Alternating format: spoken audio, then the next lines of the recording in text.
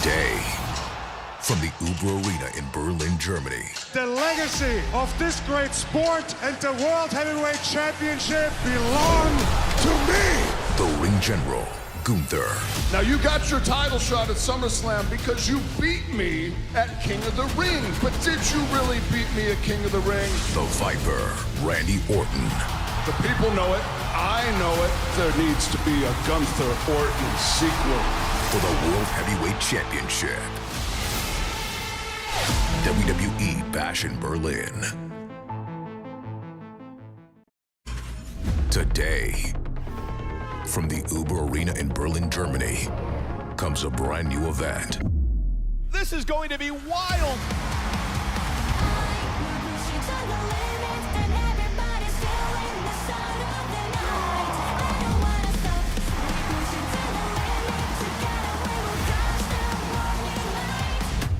This is absolutely epic.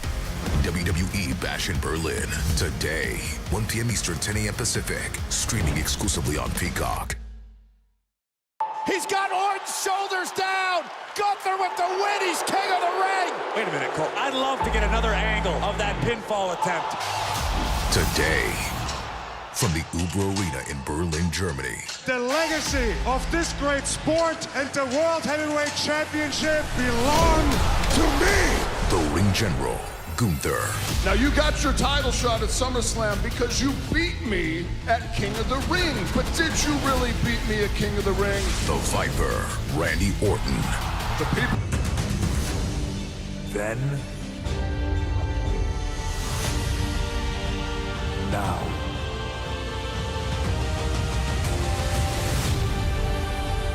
forever.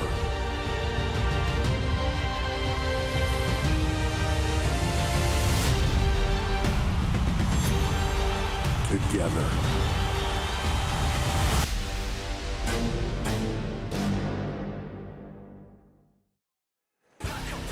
This is Berlin, the capital city of Germany, and the largest city in this country, based on the banks of the Spree River, the site of an historic trade route, tourism universities, and 3 World Heritage sites. Now, the city of Berlin is located in the northeastern part of Germany, in the North German plain, a true Western European city. And born just over the southern border in Austria, Gunther became a star in Europe by dominating the independent wrestling scene in Germany. He's now the WWE's World Heavyweight Champion. Will defend tonight against a man creeping closer to history. The 14-time World Champion, Randy Orton, hoping to get even closer to John Cena and Ric Flair's record 16 world titles. Hello, Berlin! Welcome! I'm Michael Cole, so glad you could join us. You know, we made history last night. Thank you. We made history last night. For the first time in 27 years, we actually had a live WWE program from right here in Germany. And tonight, we make history again. For the first time ever, Germany is going to host the WWE Premium Live event. Are you guys ready? I asked you, are you guys ready? Over the next 2 hours, we're going to whet your appetite. Welcome to Countdown to Bash in Berlin.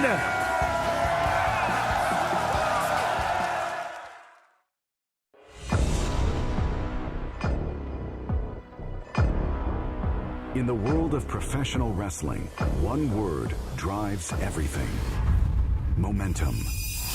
The biggest event of the summer just became the biggest SummerSlam in history. The direction of WWE has just shifted course. We are in the what's next business. And what's next is pretty damn special.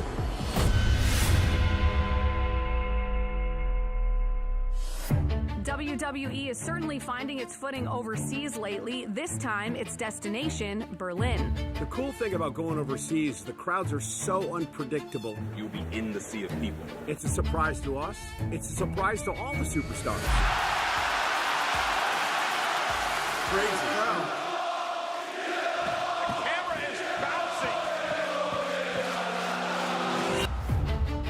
For World Heavyweight Champion Gunther, the inertia propelling him to the top began forming long ago. Well, it's definitely the biggest achievement so far, but the real challenge, the real responsibility starts now. And he didn't do it alone, as Ludwig Kaiser has been by his side since the beginning. Kaiser from behind. Nothing catches me other than I want you to see it coming. 146 days as undisputed WWE champion, the American Nightmare Cody Rhodes' key to success is moving swiftly on to the next challenge. Everything I went through to become WWE champion, imagine the lengths I can go to keep it. Kevin might be surprised at how much I know his game. Tonight, Oh, here we go. on one of Europe's biggest stages, the hope is that the momentum of these WWE superstars will lead to victory. Fight like hell and leave it all in the ring. Everything that you love is mine. You can't run forever. A strap match. I accept. I'm coming right for you. This is the era of the Ring General. Let me remind you who you were talking This is WWE Bash in Berlin.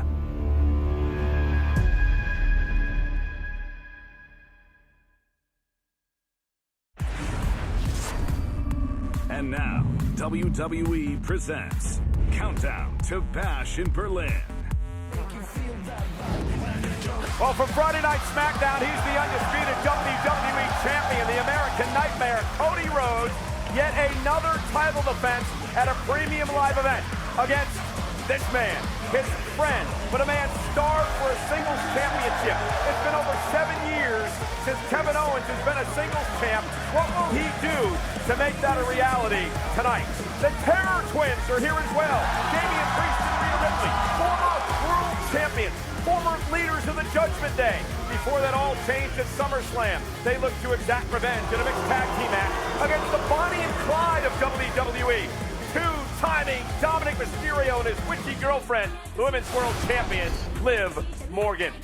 Hello, everybody, and welcome to Berlin, Germany. This is the Uber class outside the Uber Arena, and this is Countdown to Bash in Berlin. Hello again, everybody, and welcome. I am Michael Cole. We are so happy to be in Berlin, Germany, and I am joined by two of the greatest wrestlers, two of the greatest entertainers on the planet. They are both former WWE champions. They're both former Mr. Money in the Bank.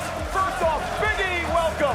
It's a pleasure, Michael. David Bowie once said, Berlin, the greatest cultural extravaganza that one can imagine, and that's exactly what we are in store for here tonight in Berlin. And also, The Miz.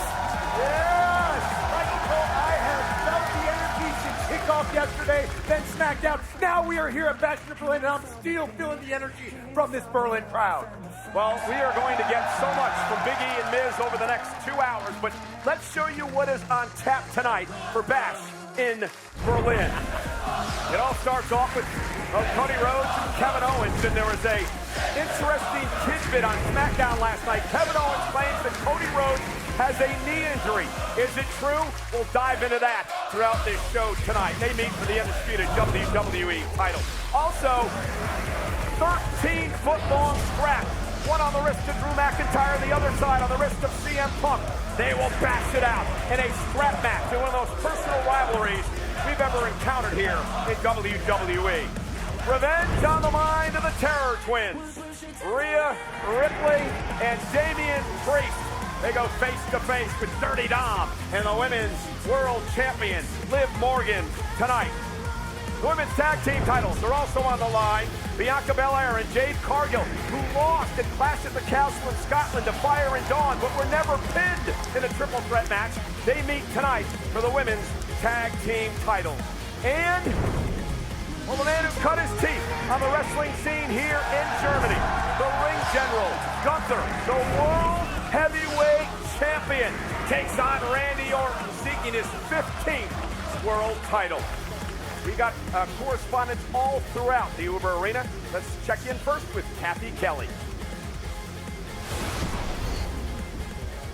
Yeah, thanks so much, guys. I am outside the locker room of World Heavyweight Champion Gunther. Now, we've often talked about his dominance that he's displayed here throughout his entire WWE career, holding gold an astonishing 75% of the time that he's been here. But it would be remiss to not mention the fact that he has competed in multiple WWE live event matches throughout the week here in Germany. So there has to be at least some fatigue heading into his title defense tonight against future WWE Hall of Famer Randy Orton. But I spoke to Gunther last night at SmackDown. He said that he is in the best shape of his entire career. He was calm and collected. He also mentioned that his entire family will be here from Austria to support him and witness, quote, the biggest night in German wrestling history.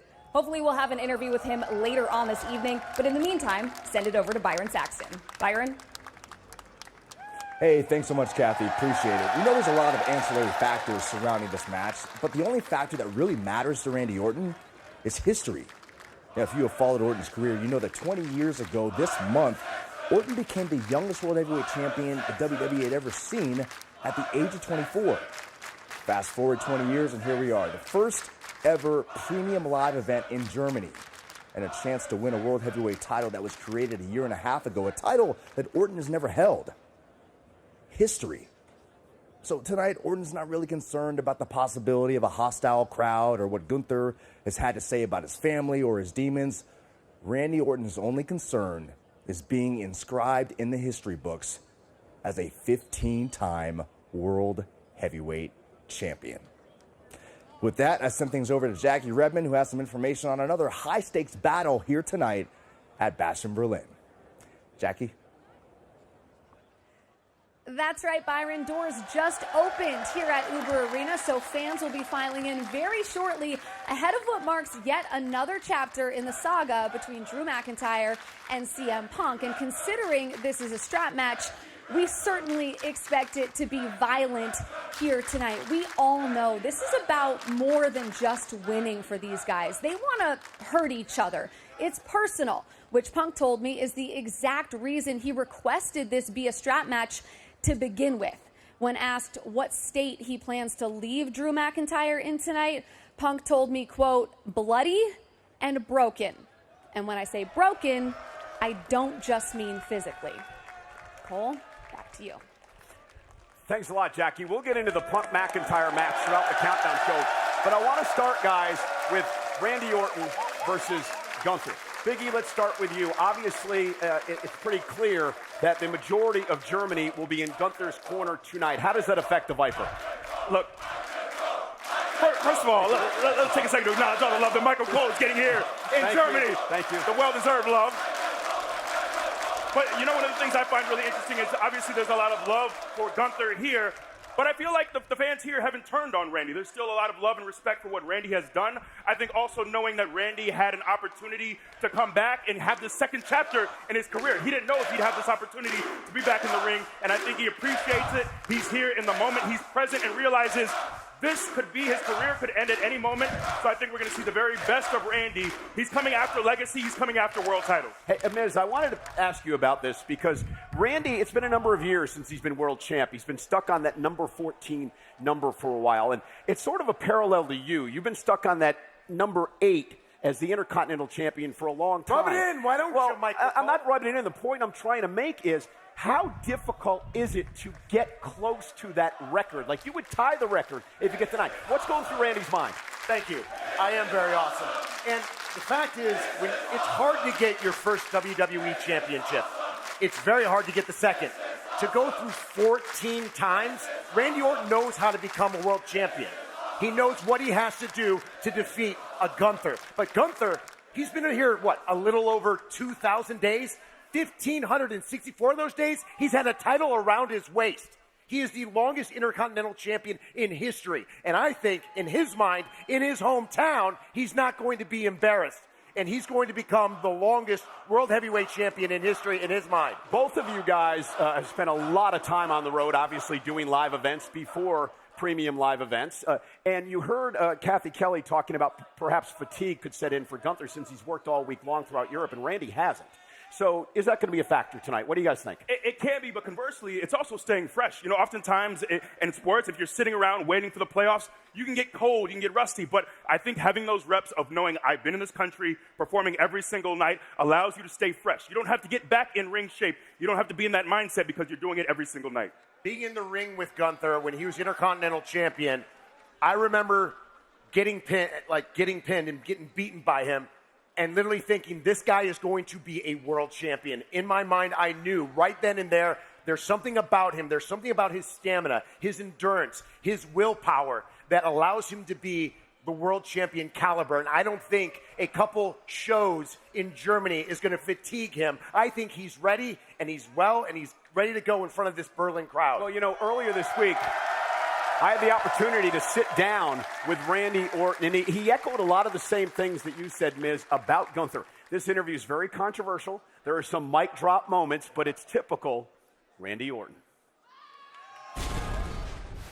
Randy, welcome. Thank you. Thanks for joining me. Looking forward to this. There's a lot to talk about.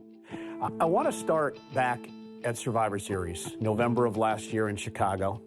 You returned to WWE after a year and a half. Very well documented, the injury issues you had. Did you ever think you were going to make it back? Thanks for having me.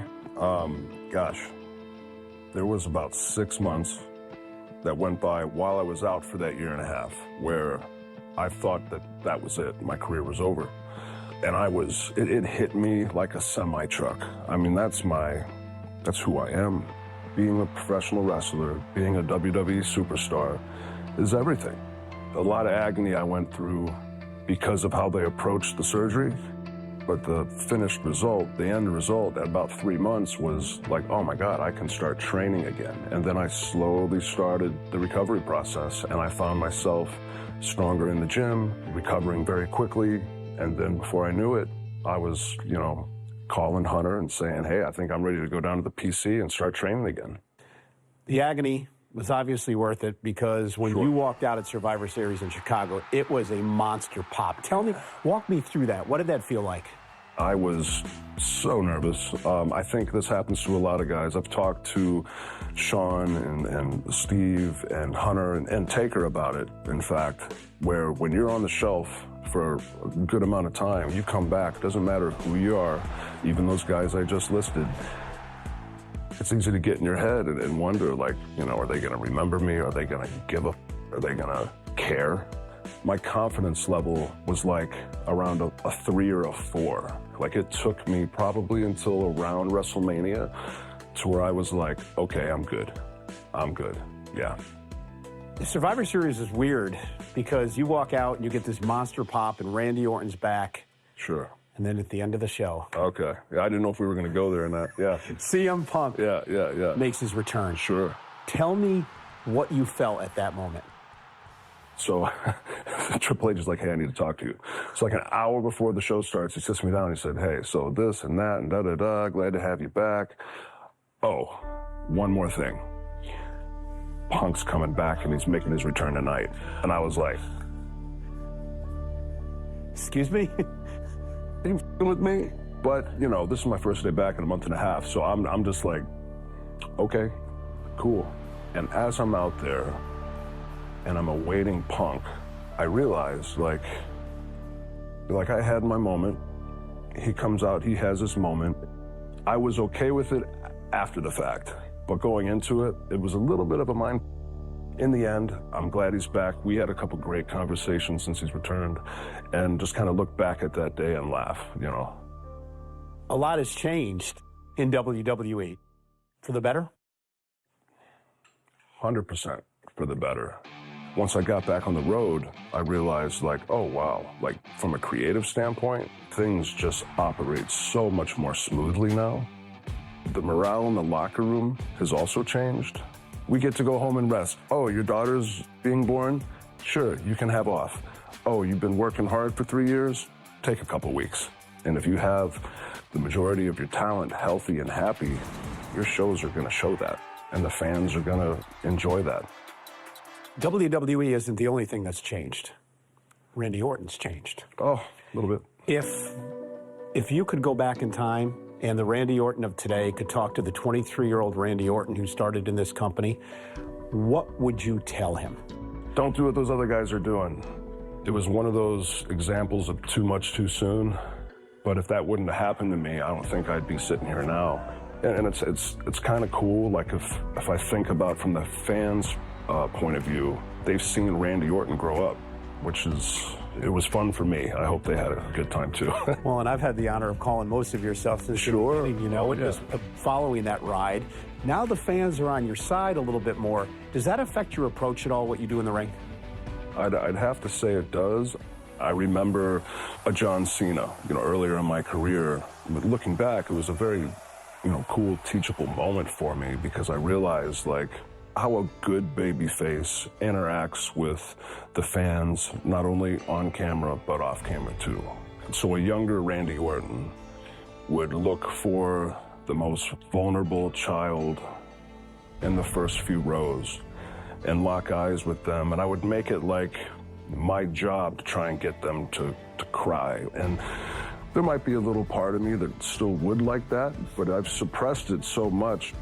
I'd hate to say that I hate to say it, but I really enjoy being a good guy. I enjoy the response from the crowd. I enjoy that respect, and I feel like it was a very long, hard-earned respect where it didn't take John as long to earn that type of respect from them. It took me much longer because it took me longer to find myself. Coming up later, Randy Orton dissects his highly anticipated championship showdown against Gunther. He's a living legend over in Europe. That's exactly what he is. So it's going to be interesting. But, I'm the legend killer, baby, so hey. And indeed, the legend killer goes back to work later on tonight against a man who's a legend here in Germany, Gunther. Welcome back to Countdown to Bash in Berlin. I want to talk about what we heard from Randy there with both of you guys, because you guys have both been along for the ride, especially you, Miz, since Randy in the early days, and we all knew the type of person he was till today. Yeah. How is Randy different? Randy's completely different. I honestly think it's his marriage. I think he's very, very happy with his family life, and his road life are kind of coming to fruition to where it's great. But honestly, back then, Randy is one of the superstars that taught me in the ring. Working him allowed me to realize, I need to become a bigger and better star because Randy Orton is as big as they come.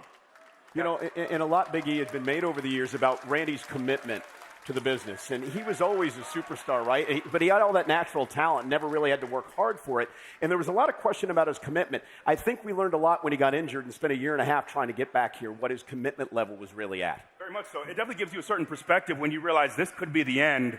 This could be it for me, but now I get the second chance. I get the second opportunity at my career. I also had an opportunity to talk to him when he was at the Performance Center trying to get cleared. And one of the things that he told me, too, was tweaking his diet. I love that he's someone who is not just resting on his laurels. He talked about someone who would always have protein shakes, and now he's eating Whole Foods. And you see how large he is. This man looks like an NFL left tackle. He is massive. He came up to me today, and he said, I want to make sure that you give my correct weight tonight in the match.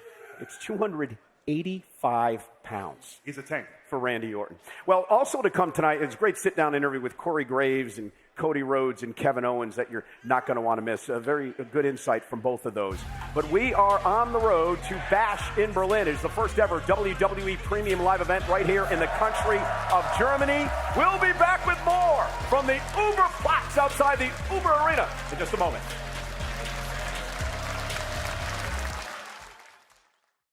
He's got Orton's shoulders down. Gunther with the win. He's king of the ring. Wait a minute, Cole. I'd love to get another angle of that pinfall attempt. Today, from the Uber Arena in Berlin, Germany. The legacy of this great sport and the World Heavyweight Championship belong to me. The ring general, Gunther. Now you got your title shot at SummerSlam because you beat me at King of the Ring. But did you really beat me at King of the Ring? The Viper, Randy Orton. The people know it. I know it. There needs to be a Gunther Orton sequel. For the World Heavyweight Championship. WWE Bash in Berlin.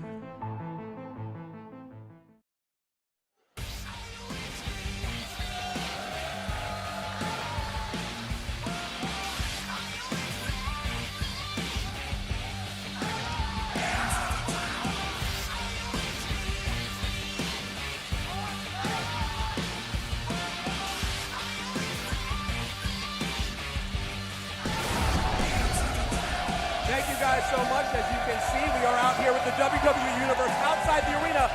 And I am here with the voice of WWE in Germany, my guy, Sebastian Hackle. Sebastian, how are you? This is the best day of my life. We've been waiting for this for decades. This is our WrestleMania. What can you say about the German WWE fans in general? Oh, they're going to be a rowdy crowd. They're going to be loud tonight. They're going to bring the energy. And specifically with that World Heavyweight Championship, what is the reaction going to be that you expect when Gunther walks through that curtain? Let's ask the fans. Wen wollt ihr heute Abend sehen? Randy Orton oder Gunther? Any more questions? I think we know who they'll be pulling for today in Berlin. Back to you guys. They love Gunther. Thanks, guys. Having fun outside the arena. You know, there's another championship match tonight. Undisputed WWE title, where Cody Rhodes defends against Kevin Owens. Now, interesting tidbit from last night on Friday Night SmackDown. Kevin Owens said that he learned Cody Rhodes tweaked his knee during a live event. Now, after the show, I went to the back. I talked to trainers. I talked to some of the superstars. No one knew anything about this injury, or they're not talking. What do you guys think? Do you know Cody Rhodes? Yeah. Cody Rhodes is a person of many secrets. And if he does have a knee injury, he's not going to tell anyone. Yeah, no, and that's what we do notoriously. You know, we work through injuries, we hide them. That's something you don't want your opponent to know. So I think there's a good chance that Cody is not letting on, that he is in a lot of pain. He's going to go out there. Look, we saw the man go out there with a torn pec, completely torn off the bone. That was no problem. The knee issue might be targeted by Kevin tonight, but I don't think it'll be an issue as far as Cody's readiness tonight. Kevin Owens is starved. It's been 7 years since he's won a singles championship. It's been 8 years since he was the Universal Champion. To me, this seems like a must-win tonight for Kevin Owens. Absolutely. Every opportunity you get for a world championship or a WWE championship, you take it and you harness it because you don't get a lot of them. You really don't. And Kevin Owens was gifted this by Cody, which I think wasn't a very good move by Cody. You don't just gift championship matches. You make people earn them, and that's what Kevin Owens wanted. I think Kevin earned it. I think you can make a great argument that Kevin I earned it. He has spent money. How did you earn it? How did you earn it? What did you do? I'm a 2-time WWE champion, 8-time Intercontinental champion, 9-time Tag Team champion, 2-time Mr. Money in the Bank. I'm the star of Marine 3, 4, 5, and 6. One of the biggest superstars in all of WWE. Yeah, I've earned it. Have I earned it? Yeah. So how about that? That would be debatable for some. They do love you here. But look, Kevin's been by Cody's side throughout this bloodline, back and forth. I think Kevin's earned it. In many ways, I think Kevin, you could argue, is one of the most underrated superstars on our roster, despite all the championships. When you hear the fact that he hasn't had a singles title in 7 years, that seems very wrong. Right. I keep looking this up. Surely the facts are incorrect here, but that's the case. But how about 7 years. When KO beats Cody Rhodes, and this chapter of Cody stops, and he has to start a whole new story? How about that?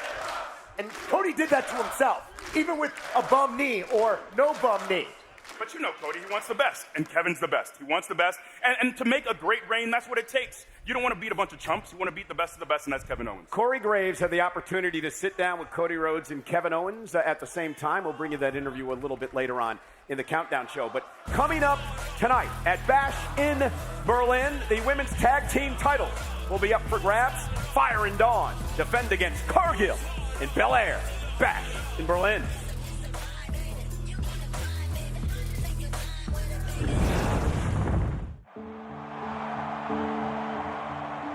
Triple threat match for the women's tag team titles. The champions, well, they don't even have to be involved in the decision to lose the gold.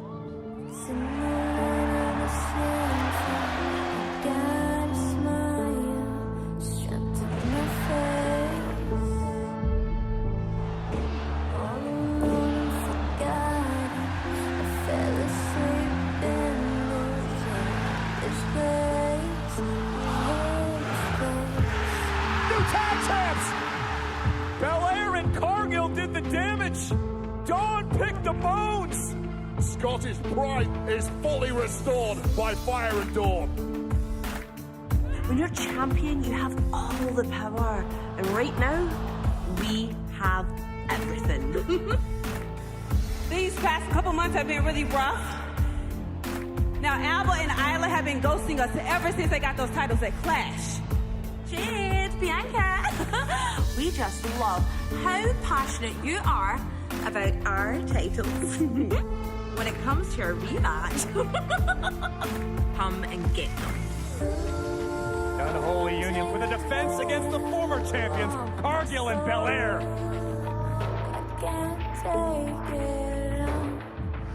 We beat them once before, and we are happy to do it again. We are here to finish what we started. Here we go. That's Blair Davenport. What the hell's Davenport doing out here? Overwhelmed by the champions and Blair Davenport.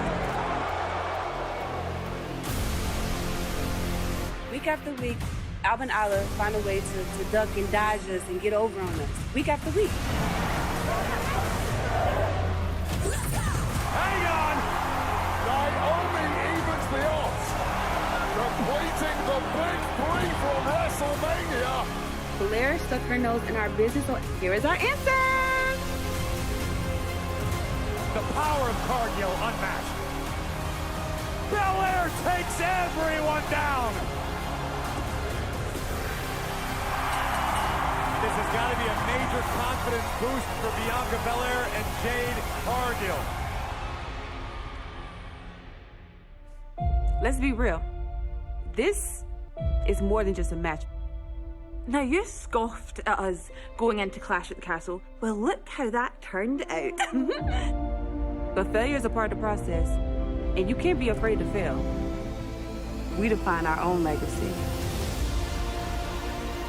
They still haven't accepted the truth. At Bash in Berlin, we're going to prove all the doubters wrong, expose Jade and Bianca for the frauds that they are, and walk out and still your women's tag team champions. Are you ready to take back those tag team titles? Let's go. Let's go. Let's go. Let's go!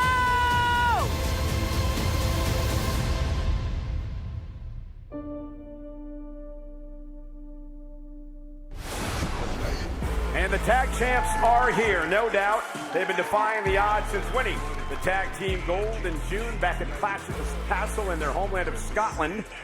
Alba Fire and Isla Dawn are here in Berlin, and they're going to take on the former champs who never got pinned or submitted to lose the championship, Cargill and Bianca Belair. Guys, hey, how are you? Good, feeling great. Bianca Belair, Jade Cargill, haven't seen you guys since Fanatics Fest. How was the trip over? Everything good? Well, it's been a long trip, long tour, but we are ready to go after our titles tonight. Well, and I was going to say about that, you guys are in an interesting situation because you're such a force as a tag team. I feel like everyone always expects you to win, but you guys are the challengers. Does that add a certain level of pressure? It does. But you know what? Losing those titles I think, was the best thing that could have happened to us. It made us mentally and physically stronger. And look, at the end of the day, did Alba and Isla beat us in a triple threat? Yes, they did. Did they pin us? No. But at the end of the day, in the history books, Alba and Isla are the champions. There's not an asterisk that, they didn't pin Bianca and Jade. They're the champions, and that's all that matters to us. So it's going to be tough tonight. It's going to be hard tonight, but we're going to take those tag team titles back because tonight is more than just a match. We have so much to prove. First of all, they just kept them warm. I know you're trying to put them over. I get that. You care for them. I don't. We're going after something that is respectfully ours. So tonight is our night, our time to take over and get back our tag team titles. Thank you guys for your time. Thank you. Appreciate it. Thank you. All right, much more countdown show to come. Hang out.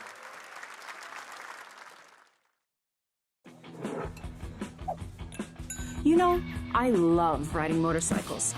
It's one of my favorite things to do. But today, I want to remind you that alcohol seriously affects your ability to ride. There can be very serious consequences to drinking and riding. You can get in a crash, get pulled over, or even worse. It is never, ever worth the risk. If you hit the bottle, don't roll the throttle.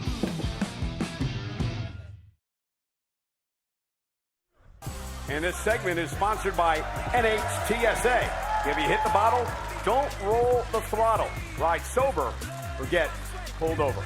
Welcome back to the Uber Platz outside the Uber Arena. This is the Bash in Berlin countdown show. Cole, Big E, and The Miz. Let's talk about the Women's Tag Team Championship. New Day, of course, one of the greatest tag teams of all time, if not the greatest. A lot has been made about the power of...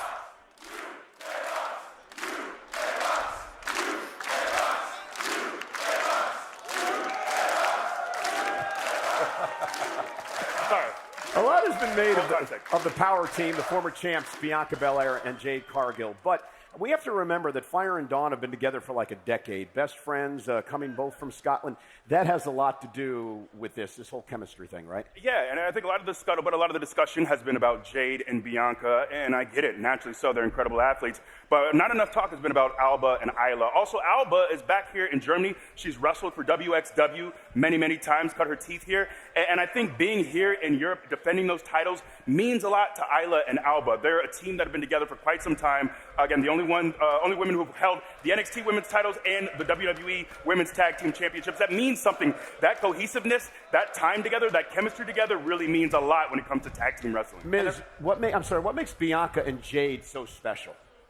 That they didn't get pinned to lose their actual titles. That Jade Cargill, since she's been in WWE, has not been pinned in WWE. But I will say this, to be a champion, you have to beat the champion, whether it's pinning or submitting a champion. That's how you lose the titles.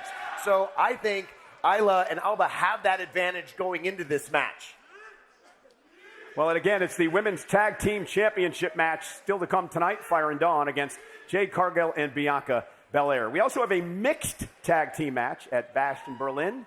Jackie Redmond standing by with one of the teams.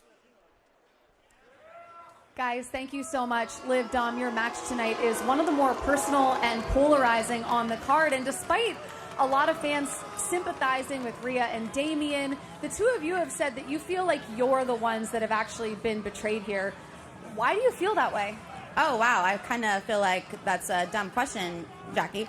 Not only did Rhea turn her back on me when we were tag team partners, but she made me and Raquel lose our tag team titles. And a week later, she made me tear every single piece of my shoulder apart. So I can keep going if you want. I'm sure I could think of a couple more reasons. I mean, yeah, they're just the worst. And Liv's so much better. And she lets me extend these whenever I want. Whenever he wants. But you know what actually is kind of funny, Jackie? I feel like when Dom and I were with Rhea, all we wanted to do was, share our successes with her and love her. And because of her ego, now we get to share our successes together. Isn't that pretty poetic? If you say so. I appreciate the time. Good luck in your match tonight. Thank you. All right, Cole, I'm gonna send it back to you. Jackie, you better start brushing up on your questions and way Liv Morgan answer that. Nonetheless, the new power couple of Dom and Liv, part of a long history of unique relationships in WWE. We are the most dominant couple in the history of WWE. The Liv Morgan Revenge Tour is going exactly as I planned it.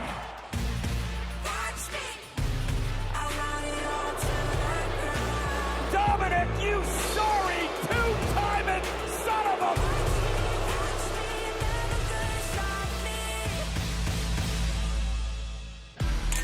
a... Relationships. In the unpredictable world of WWE, a better or lesser half can make all the difference for a superstar. Oh, yeah. Some duos are drawn together by a common vibe. For others, opposites attract. I love love. Even if only for a fleeting moment. the room, guys. There's power couples putting business first. Everything has gone their way. And strategic partnerships of convenience. This is gross. You can't break a rule that doesn't exist. What did she ever see in him? Ugh.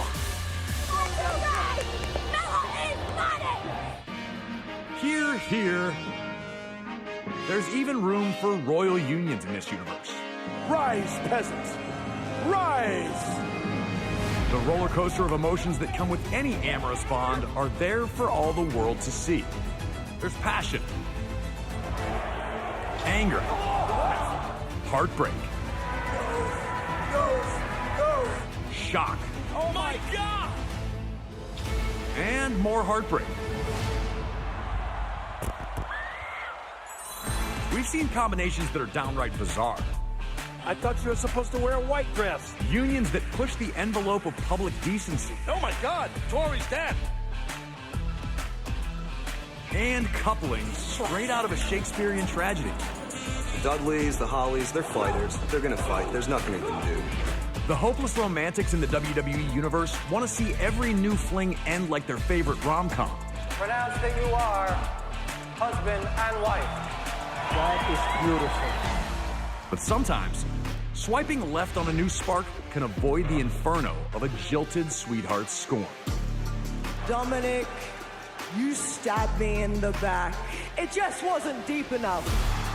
So, whether you use your Riz for good or evil, here's to every situationship evolving into a twin flame of love and harmony.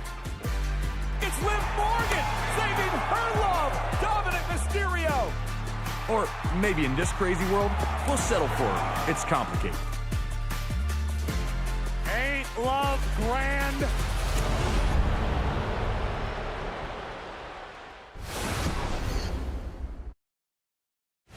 Starting September 13th. Top notch, extraordinary. USA is the new home of Friday Night SmackDown. Making big moves, making big moves. I've been making big moves, making big moves.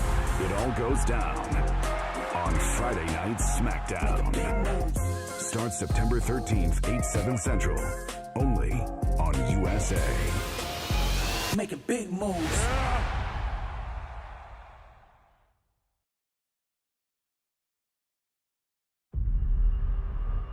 I'm gonna tell you a story about a monster. This wasn't just an ordinary monster. 6'8", 385 pounds. The monster's bigger and stronger than you are. Terrifying power. Built for one thing. To dominate.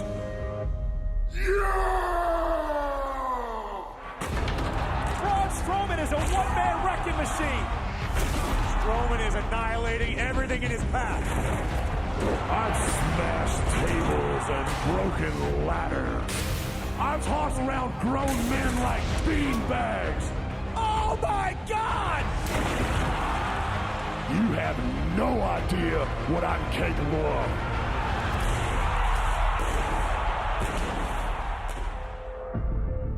The last thing you want is to get in my ring. Oh my God, no! What on earth? Oh my God! The ring just imploded! One of the strongest competitors we've ever seen. Strowman wins it! He's the Intercontinental Champion! I've been two-time tag champ. The winner of the greatest Royal Rumble. Somebody! Mr. Monster in the Bank! It's gonna get! Strowman wins the Andre the Giant Memorial Battle Royal! Braun Strowman is the Universal Champion! There is no challenge too big. No way, this can't be possible. For the monster of all monsters.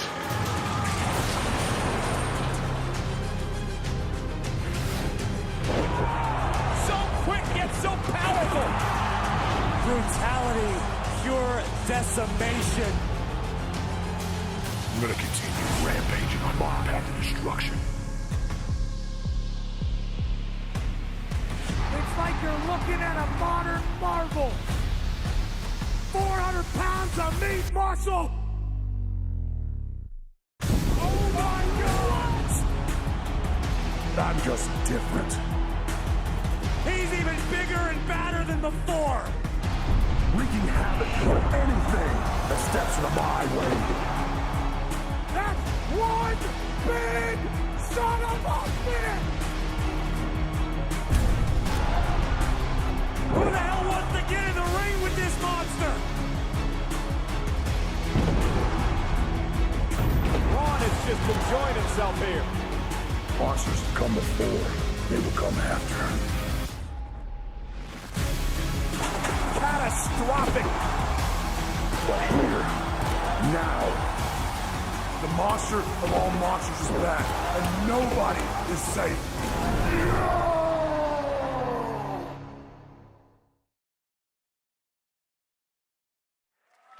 And we'd like to extend a special thank you to Baby Metal and Electric Callboy for Ra-ta-ta-ta-ta, the official theme song of WWE Bash in Berlin. Ra-ta-ta-ta-ta-ta, Ra-ta-ta-ta-ta is available now on American Apple Music and Spotify. Good job, Miz. Bad read, buddy. That's a bad read. Great song. Oh my goodness. Great song. Better you than me. Hey, this is. I'm not a reader. I'm not a reader, guys. That was the worst thing I've ever heard. Anyway, we're inside Uber Arena right now, and we got to talk about the mixed tag team match. Let's show you how this all got started while we try to regroup out here.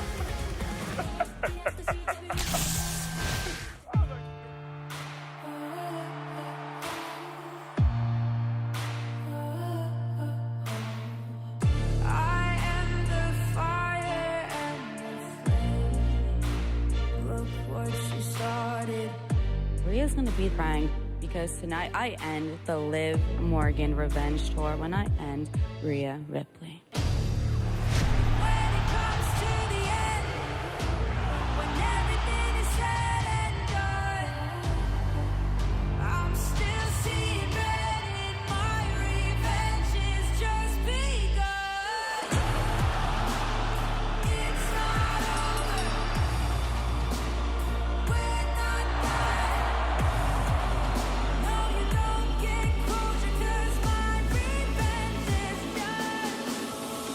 What the hell is Dom? Where's Dominic? Who's you? Hey, is this you? Did you know? Calm down. You really gonna ask me that?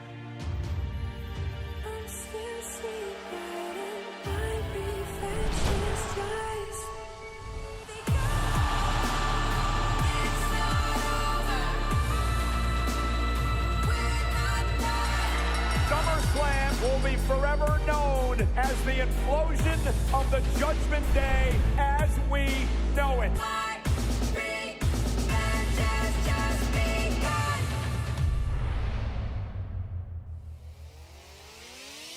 We are the Judgment Day. No leaders. No egos. No Rhea. No Damien. Every night when the sky turns red up above, I feel the beat in my veins and I'm searching for love. You know I can't stop, I'll leave you hypnotized. Just give Oh, and Damien. Backstabber ballers about.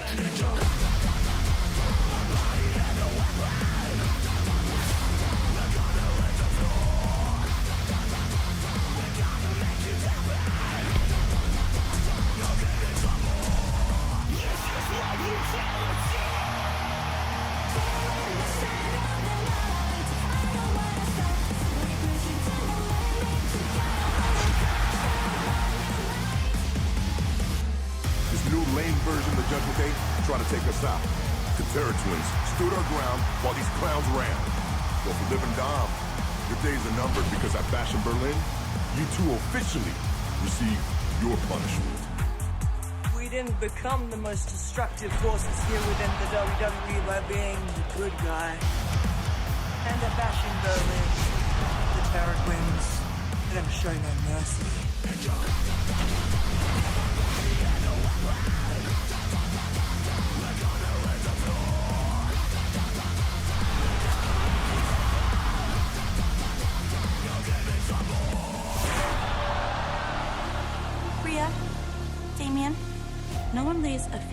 on my daddy Dom and gets away with it. Hair twins? You two losers are a joke. So at Bash in Berlin, it will be us on top, which is exactly where we like it.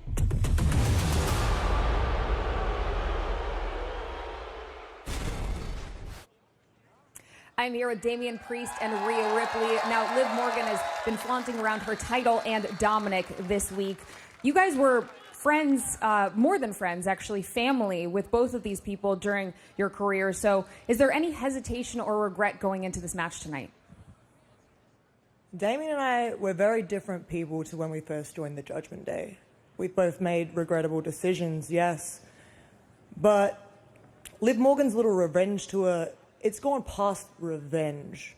So Liv and Dom, they're going to regret their decisions. Yeah. Look, everybody has a past, and sometimes the past is not the best version of ourselves. But you learn, you grow, and you change. Well, at least some of us do. Dom, he's still the same immature, scumbag, lame-ass kid that I met. And tonight, the Judgment Day receives their punishment. Well, thank you so much. Good luck this evening, and we're going to send it back outside. So, Miz, something about you makes me think that you like this whole Liv Dom thing. I like this thing? You think I like this? Every time they kiss, I want to throw up. He is a dork with a mustache. And Dom Dom's not going to get his little chicken nuggies tonight. He's going to get a riptide by Rhea Ripley. So it's a mixed tag team match. Women battle the women and the men battle the men. How do you see this going? I mean, Judgment Day cost Damian Priest the World Championship at SummerSlam, cost Rhea Ripley championship opportunity as well at SummerSlam. So which way does this go? I think it's lit a fire under Damian that we haven't seen. And I think we've seen the best versions of Damian and Rhea. And I think the riptide that Rhea eventually hits on Dom is going to hit like none other. They're both very focused. This has been a very, very personal feud. And look, I mean, Rhea Ripley is someone, she's 27 years old. Every time I see that number, my mind is boggled because it feels like she's already accomplished so much. Last year, ESPN named her the Female Wrestler of the Year. She's already had an incredible year, and I feel like her ceiling is still, she hasn't gotten there yet. It's still yet to come. But I think we're going to see an intensity and a focus from those two that is unmatched. You can't rest on Liv Morgan either. Two-time women's world champion now, obviously aligning herself with Dominic. Miz, the new version of the Judgment Day. Can it be more dangerous than the old one? Absolutely, especially with Liv because she's on a mission. She's on a revenge tour, and she's been successful in this revenge tour. She's taken the title. She is the women's champion. And not only that, she's taken her Rhea's man. That says something. And now the whole Judgment Day has been kabooshed, and now there's a whole new one. And honestly, I think Finn and Dom and JD are doing some numbers. I was going to say, Biggie, I think the wild card in all this, and the reason that this new Judgment Day may be better, is Finn Balor. I mean, this man put together one of the greatest groups in wrestling history in the Bullet Club back in Japan. He's doing it again with Judgment Day. I mean, he may be the reason that this group is better. I think so, too. I think he's focused again. I think he's... it felt at times with the previous iteration of the Judgment Day that he was fine with going along with how things were. But now it feels like he's stepped up in more of a leadership role, and that's what he's done. Like you said, the leader of a faction. I'm not sure there are many others who are as experienced and as talented as he is. So seeing the fire in his eyes, seeing the way he's cutting these promos with that laser focus, I think he has intentions on taking the Judgment Day to another level. Quick prediction for the mixed tag match tonight, Miz. Rhea Ripley and Damian Priest. 100%. Biggie? You know what? I expect to see some Judgment Day shenanigans. And I think, unfortunately, that's what I want to see. But I think Liv and Dom come out on top tonight. Again, Bash in Berlin, mixed tag team match. Rhea and Damian against Liv and Dom here tonight. Well, all of you here in Berlin, we invite you to visit the Bash in Berlin store, which is located at the East Side Mall, just a short distance from the Uber Arena here in Berlin. Shop the largest selection of Bash in Berlin merchandise, open now through tomorrow. Well, ladies and gentlemen, it has been a fabulous week in Europe for WWE superstars. It all started in the Netherlands, Rotterdam, a raucous crowd with all the champions represented, including a barn burner between the World Heavyweight Champion Gunther and Dragunov. Then we would Go to Brussels, Belgium, where superstars lit up the night, and fans were treated to an appearance by AJ Styles and the other members of the OC. And then we made our way into Germany, in Oberhausen, where Cody Rhodes was there. There's a little boy right there with a sign that says, Cody, can I have your no? There was also a homecoming for Ludwig Kaiser. And then we went to Stuttgart, where the likes of the Celtic Warrior Sheamus and Naomi would electrify the crowd. And then we'd finish things off in Frankfurt, Germany. An incredible night for local hero, world champion Gunther, and Imperium counterpart Kaiser. And of course, we were here in Berlin last night for Friday Night SmackDown, the first televised WWE show in 27 years. Thank you, Berlin. Meanwhile, Byron Saxton is standing by with the man who's made this all possible, our own Triple H. Thanks, guys. I have the pleasure of being joined by the Chief Content Officer of WWE, Paul Triple H. Triple H, thank you so much. How you doing, man? Excellent. It's always good to see you, man. Good to see you. Bash in Berlin. Amazing event for WWE, major event for WWE. But I want to talk about your history in this city. You wrestled here back in 1997 during the Monday Night Wars. How does it feel to be back in Germany? It's amazing to be back here. It's been too long. It's been 27 years, I believe, since we've been here.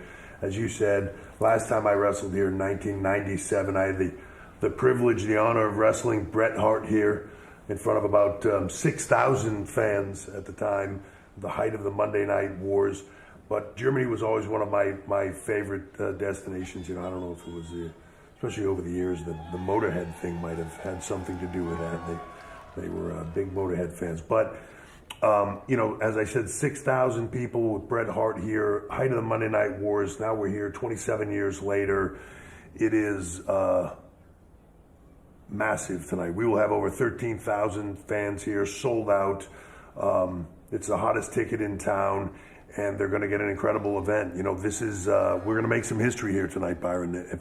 If you've heard already, we are, tonight, this will be the highest grossing event in WWE, highest grossing arena event in WWE history. It was a record that was set at Clash of the Castle in Scotland. It was broken by Lyon, France. So excited for that. We're just setting records. We're having a tremendous year, 55 sellouts in 24 alone. This is our 7th international PLE for the year, which to me just speaks to our dedication to our international fans, which, as you have the pleasure of seeing when you're out here, it's just second to none. You know, they're going to be insane here tonight in Germany. I know that, but I'm looking forward to wherever we're seen in the WWE universe, to bringing WWE there. That's our commitment. We're going to be going everywhere internationally and trying to bring WWE direct to you. So, for you personally, how special is it to see the passion? It almost feels like it's a monthly basis now in all these different countries from all our fans. It's incredible. It's humbling. You know, we see how hard everybody works on it on a day in, day out basis. But where it really pays off is to be able to come to places like this, to fly to the other side of the pond, so to speak, and come to Germany and just have people losing their minds over WWE right now. To be in France, same thing. To be wherever we are, we were just in Japan, same. You know, to be everywhere in the globe and see that reaction, see how incredibly popular our WWE superstars are everywhere. You know, we were just at Fanatics in the U.S. And pretty much the most popular thing there. You know, it's an incredible time for us, not lost on us, and I guarantee you we are doing everything we can to make sure that you haven't seen anything yet. This is just the beginning. Well, I know you have a busy night ahead of you, but I appreciate you giving me a few minutes of your time. Enjoy Bash in Berlin. Sure, it's going to be incredible. Yeah, thank you, man. All right, thank you. We will send things back outside to Peter and Sebastian. Thank you so much, Byron. I am back here with Germany's voice of WWE, Sebastian Hackl, and the people love Sebastian Hackl. They love this man. Don't make me blush. Don't make me blush, man. No, I saw you earlier today, and you told me how excited you were.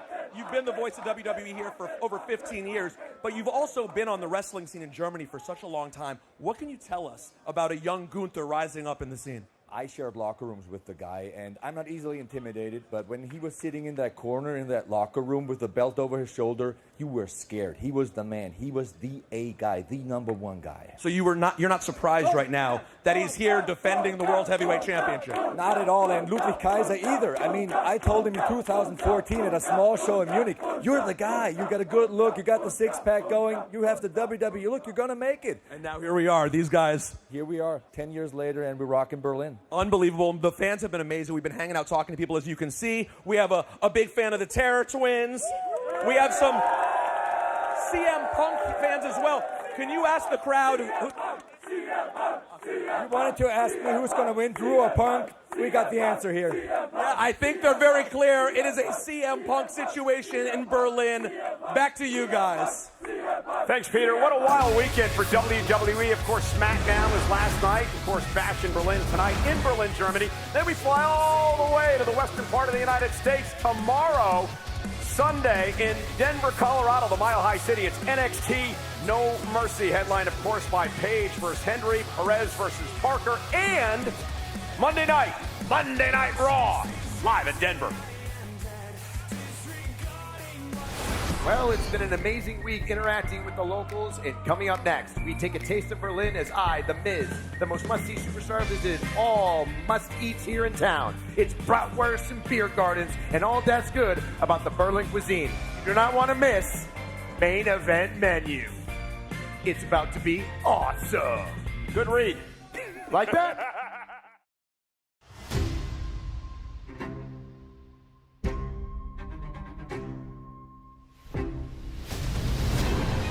At 22 years old, I am just so damn good. When it comes to that title, Jada Parker got next. I call myself all ego, and I have every right to do so. I will make a believer out of you when I take the NXT Championship.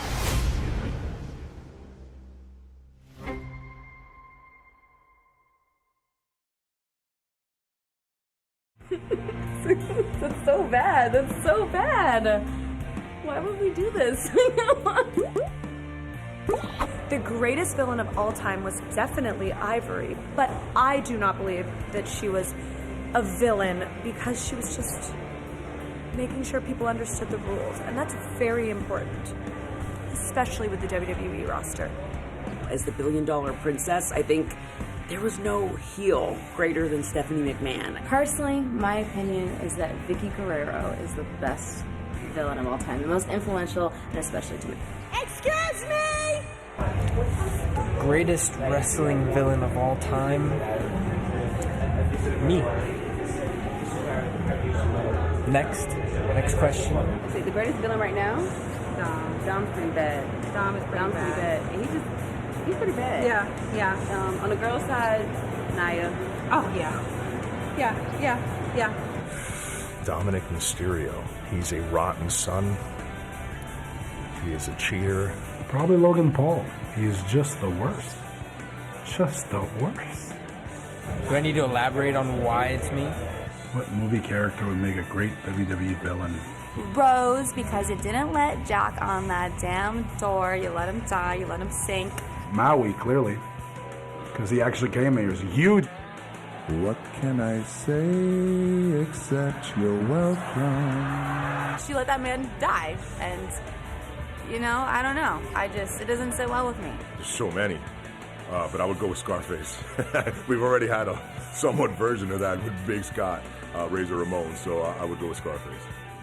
Draymond Green, he's already hated. He comes out there and he does all these dastardly things, and then you don't want to take no accountability for him. Accountability is really, really important. When people see you not taking accountability, they don't want to like you. Brock Purdy got a lot of hate this year because he was doing so well and because the 49ers are doing so well.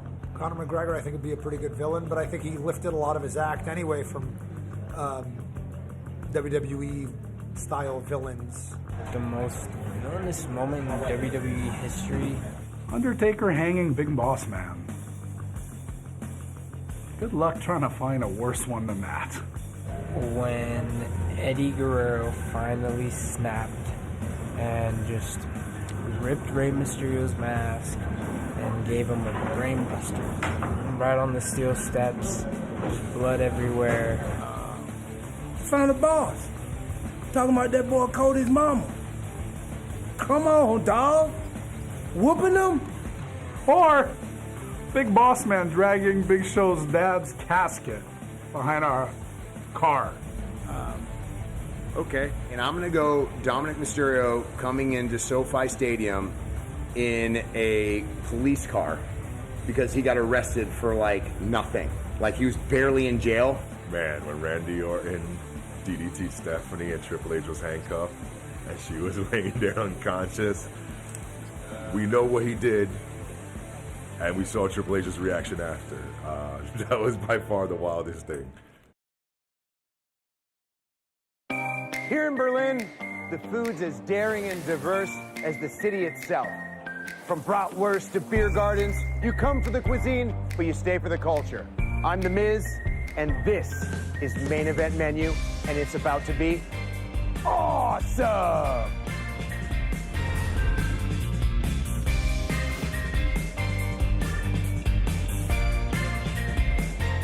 We are here at Market Hall 9, and I'm meeting with Karina. She's going to show us this place, tell us what it's all about. Karina. Hi, Mike. How are you? Doing all right? Good. How are you? I'm doing really, really well. I'm excited to be here at Market Hall 9. How do I venture into this place? So I heard you would like some pickled fish. What's up, man? First time ever having a pickled fish in my life. This is your chaser. Chase it. Why do I need a chaser? You'll see. It's not too crazy. This is wild. It's really good. All right, what's next? So I was thinking, have you had any Anatolian food, like Turkish? Italian? Anatolian.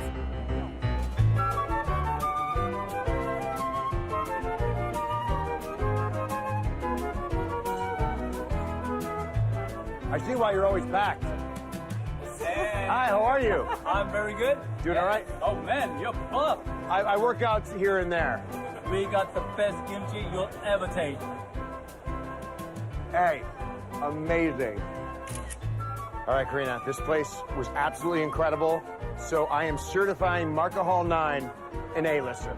100% A-lister. It's amazing. It's incredible. It's an A-lister. Thank you so much for taking us around. We appreciate it. We will. Always welcome. And it's on to the next spot.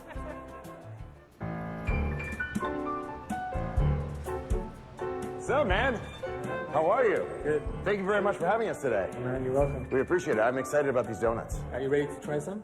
Yes, I'll take all of them. Oh, man, look at this. These donuts are known as like Berliners, right? In the rest of Germany, we call them Berliner. Since we are in Berlin, the locals call it different from the rest of Germany. They call them Pfannkuchen. Pfannkuchen? Pfannkuchen. Pfannkuchen. That's a good donut. Yeah? Dude. Number one. I have tried all your Pfannkuchen, and let me tell you something. Atelier Dough is certified A-lister. No doubt in my mind. And the Pfannkuchens here are A-plus listers. I hope that the next stop is the same, but it better be. Thank you very much for everything. We really appreciate you having us.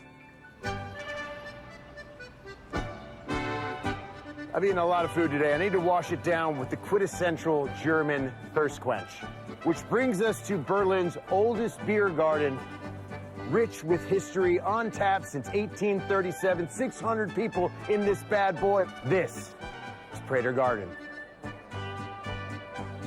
Oh, that's good. Schwitzen, Schnee. That's a plate. Let's go. Let's eat. I got a bratwurst, which someone corrected me on. It's not a bratwurst, it's a bratwurst. For the whole table, right?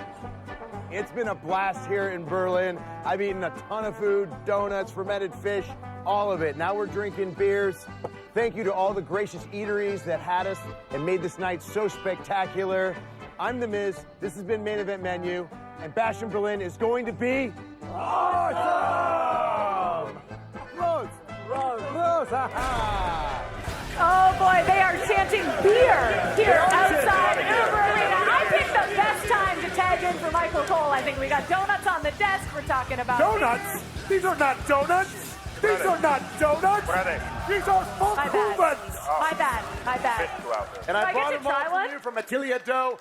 I recommend the maple and bacon. Those are incredible. This is an old-fashioned Boston cream and a plain. So- and they are there to die for. I have to say, as a Canadian, the maple bacon really sounds appetizing, but I think I'm going to need to go for a round donut, okay? Why a round donut? I just think it's more appropriate for Okay. television. Hey, Theo, look, I'm going to jump in, though, because I'm intrigued. It reminds me a little bit of the Luther Burger? It's a hamburger named after the late, great Luther Vandross. It's a hamburger in between glazed donuts instead of the buns. So, yeah, I would not typically think of having meat and donuts together, but when in Rome or Berlin, why not? And I'm going to do the old-fashioned. Cheers.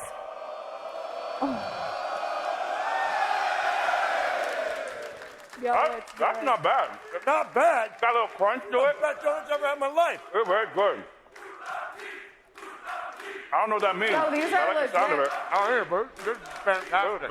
Oh, man. I mean, in that package, I saw the way you were looking at these donuts, Miz. The love is real. It's genuine. I wanted them all. Like, I wanted every single one of them. And I was like, guys, I'm on a diet. How many did you try? 5 of them. 5. 5. Wow. And let me tell you, I that bloated. figure. My goodness. Well, listen, you seem to have a personal relationship with these donuts. The personal relationship between Drew McIntyre and CM Punk is a little bit different. You know, Drew McIntyre is going to rock that bracelet until the end of time. But we are talking about two men whose bitter rivalry has now literally tied them together, whether it is a Texas bull rope, a Russian chain, or a good old-fashioned strap match. Once these two are bound together, the animosity that's unleashed is a sight to behold. The following contest is a strap match! We are in a strap match, and it is about to get gnarly. A 13-foot-long leather strap will be tied to the wrist of each man. Nowhere to run, nowhere to hide. You hear that? Oh, that's sickening. Everything we're seeing will be perfectly legal in this match. Strap matches that have been around forever. Think back of some of the greats in history. The American Dream, Dusty Rhodes, against superstar Billy Graham in the bull rope match that started it all. Triple H and The Rock back in 1999. During a strap match, the Texas bull rope match, a Samoan strap match, the Russian chain match, the American Nightmare Cody Rhodes in the match that his father made famous. Leather and skin. Leather wins. Bash in Berlin. Strap match. 8 cents. These two are going to beat the hell out of each other in Berlin. It's not me that's attached to you. It's you attached to me. Well, guys, it's no secret. It is absolutely personal between these two. CM Punk telling me earlier he wants to leave Drew McIntyre bloody and broken. Based on what you know about strap matches and the animosity between these two, I mean, what are you expecting out of this match tonight? I'm expecting for things to go too far, as they have in this rivalry. My hope was at SummerSlam we would have wrapped this thing up, because my fear is it's gotten a little too personal, it's gotten a little too far. But they said, no, let's keep going. Let's push it even further. I think we're going to see skin broken. We're going to see lashes galore. It's going to be a very, very violent match. I've never been in a strap match, but in an I Quit match with John Cena, the way I quit was he had a strap and just started whipping me. 3 straps in, I was like, I'm done. I quit. It hurts more than a kendo stick. It is brutal. It is vital. And honestly, I think Drew McIntyre is ready for this. He is prepared for this, and he wants this. Why do you think he's more ready than CM Punk, though? Who asked for this to be a strap match? To be honest, like, I look at it and I go, all right, Drew McIntyre has a reason. When he's had the hardest WWE championship reign, I think, in the history of WWE. When we went through the pandemic, we didn't have fans. He didn't have fans to cheer him on. He didn't have that energy, but he put WWE on his back as a champion, and the fans were with him. The fans come back, and they forget about those things. But they want something new. They want their new toy. Who's their new toy?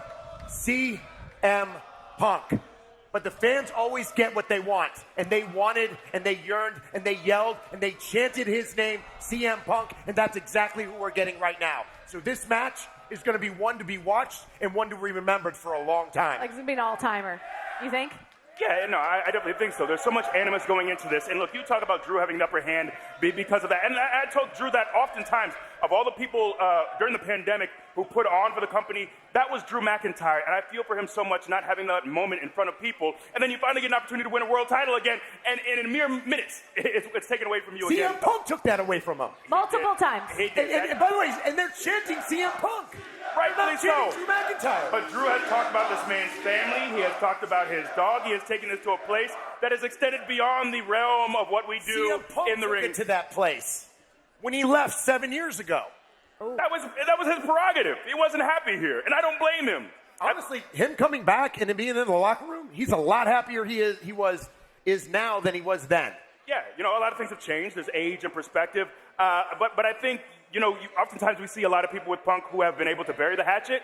And for some reason, with Drew McIntyre, he has not been able to bury that hatchet. I will say, to be fair to Drew, I will say that he has cost Drew multiple times. I know Drew did not make things easy on himself when Punk first returned with some of the things that he said, but CM Punk has made it his personal mission to keep Drew from ever winning a title in WWE. So I think there is logic on both sides of the equation here, but I think you guys are right. It is going to be violent. It is going to be nasty. It is going to be must-see television tonight between Drew McIntyre and CM Punk. Now, the relationship between Cody Rhodes and Kevin Owens, much different than the relationship between the two that we just talked about. In fact, this is a hand-picked challenger for Cody Rhodes.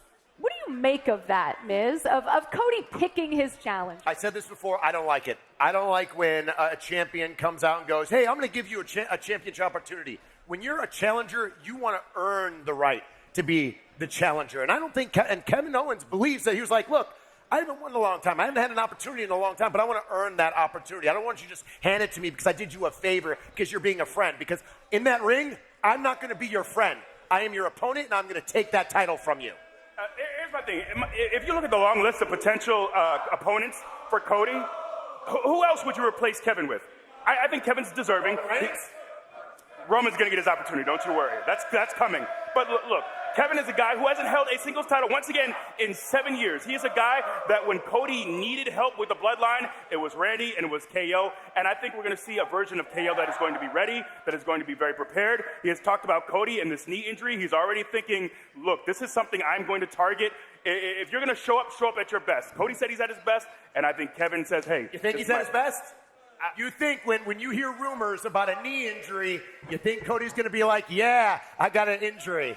Of course or you think not. Cody's going to hold it in? Of course not. That's not what we do. That's not something you divulge. That's not what Cody does. A lot of us will sit there and say, look, I am injured. I will literally say, I'm injured. I can't perform tonight. Sorry, guys. Listen, we can get to faces all show long. We are going to get back to this match a little bit later on. We do have to step aside for a quick timeout here on the Bash in Berlin countdown show. Now, in the name of Brotherhood, two paragons of power will duel for the ultimate glory. Kevin Owens here tonight on promised opportunity will fight undisputed champion Cody Rhodes, as we mentioned, for the title to kick off Bash in Berlin. That's right, that match will kick off the show tonight for our subscribers of Peacock Premium Plus. Let's examine how fraternity and virtue brought the American Nightmare to construct this meeting on the mat with this unlikely opponent.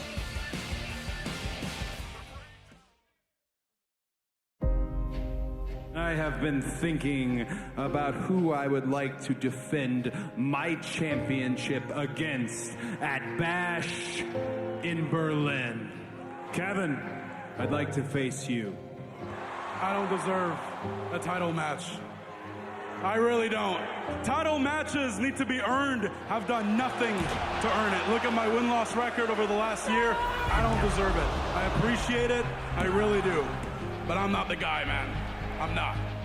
You deserve it. I haven't forgot the sacrifices that you've made. Every time I needed somebody in the trenches, you were there to be in the trenches for me. Going after Tama Tonga and Tonga Loa. He sees it, and now I see it. At Bash in Berlin, it's Kevin Owens, Cody Rhodes for the WWE Championship.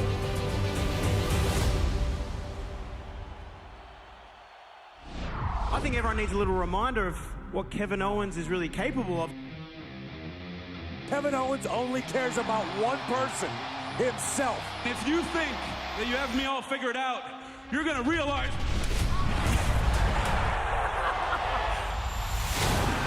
Always controversial. Can only imagine what Kevin Owens will have up his sleeves here tonight. Over the years, the roster should have learned you can't trust Kevin Owens. That doesn't look like a good friend to me. Look, we get the point. You guys are trying to convince Cody that I'm going to turn on him. Look, every one of those guys, they kind of had it coming. Cody, you and I have never had that kind of relationship, so that's not going to happen. And as far as Waller and Theory are concerned, here we go! Oh my goodness, that backfired. You know, I'm not that guy anymore. People do believe that. Yes? Yeah? Just don't want you to think I asked for this tag match to set you up or anything like that. Kevin, all I can do is take you at your word and be ready for what happens next.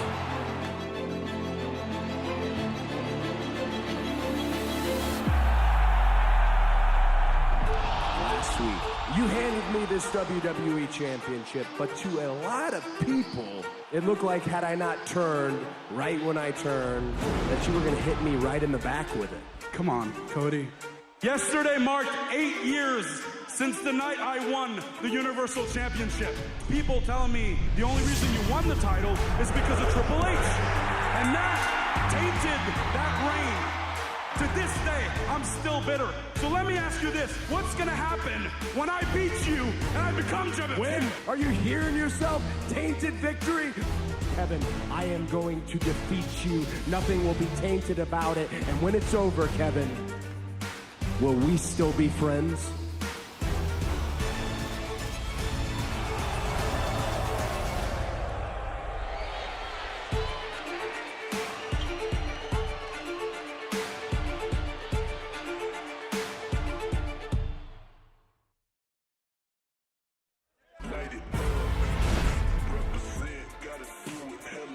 Oh boy, I am excited to see that match between Cody Rhodes and Kevin Owens, which again is kicking off Bash in Berlin here in about 40 minutes time. And what a city Berlin is. E and I had a chance to see some of the sights last night, try some of the currywurst. It is a beautiful city, very deserving of WWE's first PLE in Germany. Like we mentioned, the American Nightmare Cody Rhodes defending that undisputed WWE Championship against Coach Kevin Owens, a man he handpicked as the challenger. And those words from KO, they stick, don't they? Just remember, you asked for this. Here's the two of them with Corey Graves. They've been friends for years, but it's all about the undisputed WWE Championship. Rhodes, Owens in Berlin.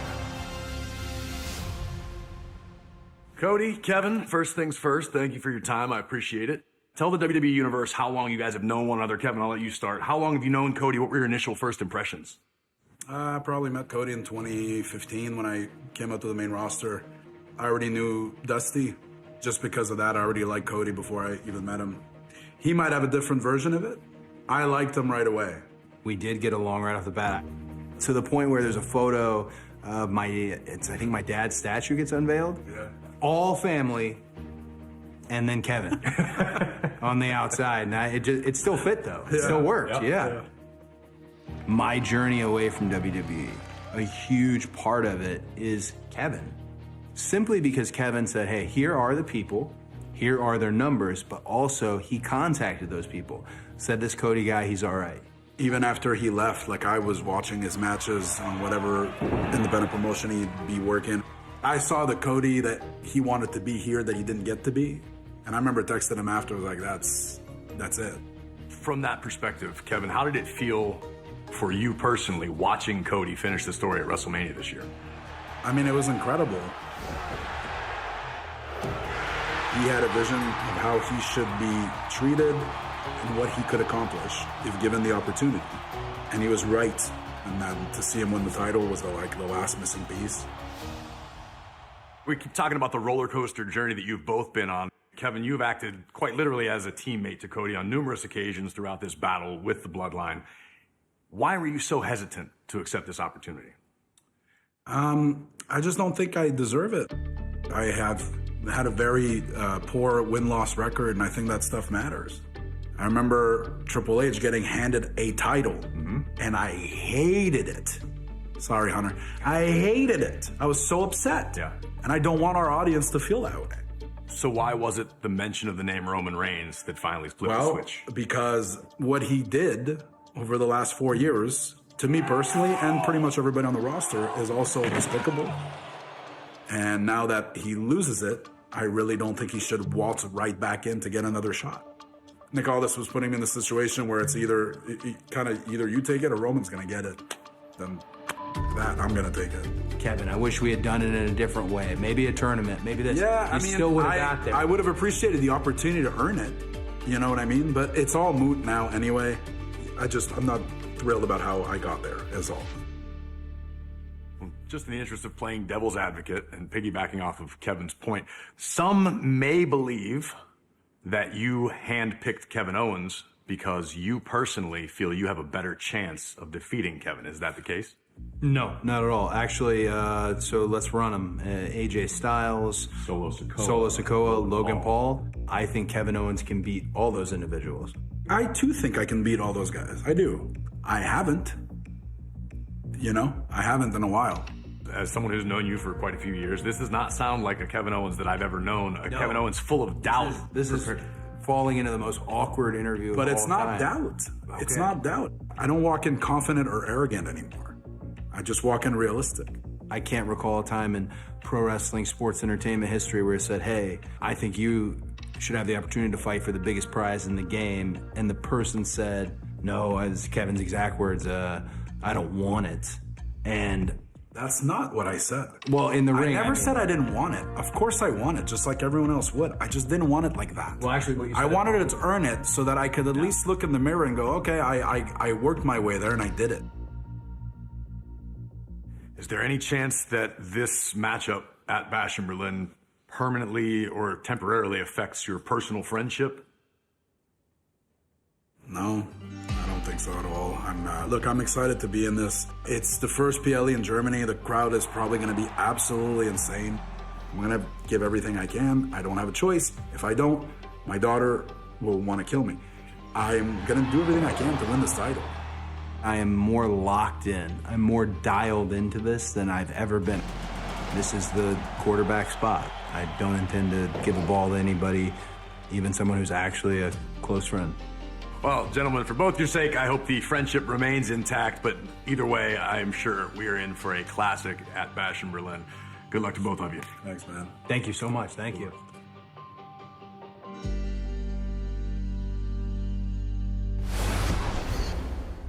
Well, in just about 34 minutes, that match will kick off Bash in Berlin as we take a look at the beautiful scenery here in Berlin, Germany, ahead of the first PLE ever to be held in Germany. And guys, we've mentioned a couple times that Kevin Owens has not held a single championship in WWE since 2017. Now, I don't like to give Grayson Waller credit for a lot of things, but he did bring up Kevin Owens' history of betraying his quote-unquote friends. Do you believe that Kevin Owens in this situation is capable of just having an honorable match against his friend? I think he definitely is. And look, and he also apologized to Kofi. I think he is. He's someone who has done this for many, many years. I do think, when I think of the spectrum of good and evil, I think Kevin, during his career, has the greatest spectrum. I think you see a guy who is incredible, a family man, who contributes to charities, just a great, great guy. But when Kevin takes that turn and you see him on the other side, you see a level of vitriol, a level of anger, of intensity, of evil. That's the Kevin Owens I don't know if I want to see anymore, but that's the Kevin Owens who won championships. That formula for Kevin when he showed up in NXT, that level of intensity, that won him titles. That was honestly Kevin at his best. I like this version of Kevin. I do charities, and yes, I would cheat to win a WWE champ. I would do whatever if I get that opportunity, I'm taking that opportunity and becoming a champion. And I know what Kevin Owens is going through. I've been where he has been, where you just feel you lose and you lose and you lose, and you're like, am I ever going to get it back? And then you get that one opportunity, that one time, that one thing that sets it off, that sets you on fire, that says, you know what?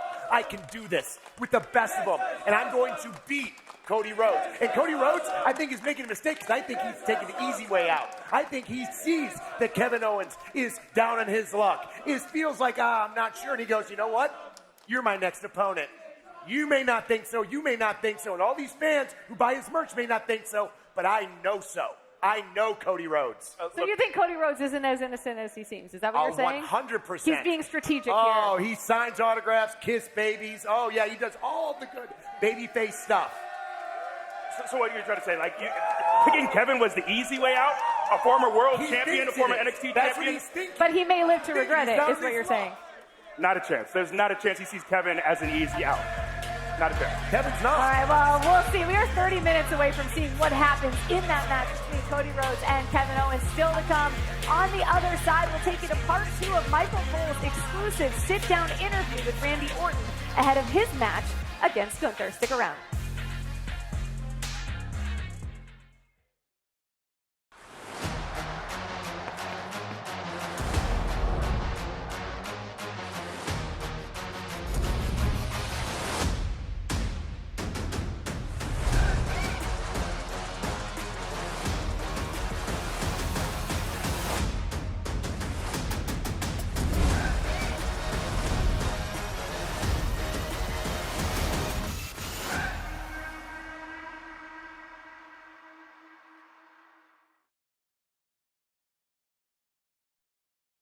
I was very, very young when I wanted my first tattoo. I don't know exactly what age it was, but it was probably when I started watching wrestling, to be completely honest, and started listening to the music that I listened to. My mum has a couple of tattoos, and then we have my dad, who, like, he's the nicest man that you could ever meet, but he just straight up looked like a biker growing up. So I always grew up, like, looking at his tattoos and, like, wanting to color them in as a kid and thinking that they were really cool. My mum wasn't really fond of me getting tattoos, but they also weren't fond of me wrestling. And then they started to love that. So, like, now it's a lot easier. I just go, yeah, I got another one. And she goes, can I see it? And as soon as I show her, she's like, okay, that's really cool. Because tattoos have come a long way since they were getting tattooed when they were younger. My dad, I don't think he really cared, because I was always a daddy's little girl. And I definitely was, like, the little boy that he always wanted. So he didn't really care. My nonna, on the other hand, which is my mum's mum, she did not like it. She's old school Italian, and she wasn't very fond of the tattoos. She'd always be like, oh, another one, why? No, you're making Nonna feel so bad, why? That's exactly what she sounds like.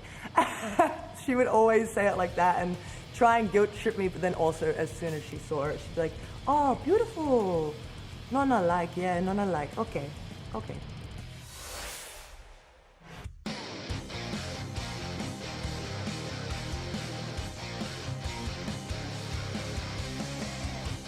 When you start getting tattooed, every part of your body that doesn't have a tattoo looks naked. Like, it doesn't look right. And I get photos, and this leg isn't in the photo, and this one's like chopped off here, and I'm like, I have no tattoos. I have none. Why do I look like I have no tattoos? I don't like that. We always try and tell stories as best as we can. That's our job. It's really cool to see how far tattoos have come in WWE, especially for women. At the time that I started, there wasn't really any women with tattoos. I feel like I've sort of stepped in that role, and I'm showing that tattoos can be beautiful and you can have tattoos and it doesn't really matter. Like, it doesn't define who you are. Why am I getting judged by the art of my body when you should be judging my personality and what I do? Like, you should be watching me wrestle and going, oh, she's a good wrestler. You should be watching my promos and be like, oh, she's a good talker.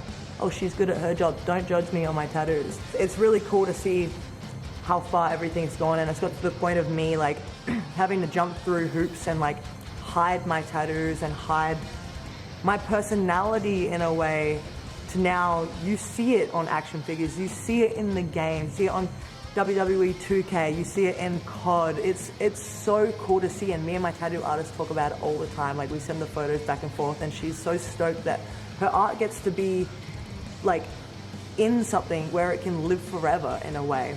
Me telling the story through my tattoos is also telling everyone about everything that I've gone through in this long journey, and it's not only like symbolizing the growth of Rhea Ripley and what I've accomplished, but it's also like documenting the little things that I've done in between, which is really cool.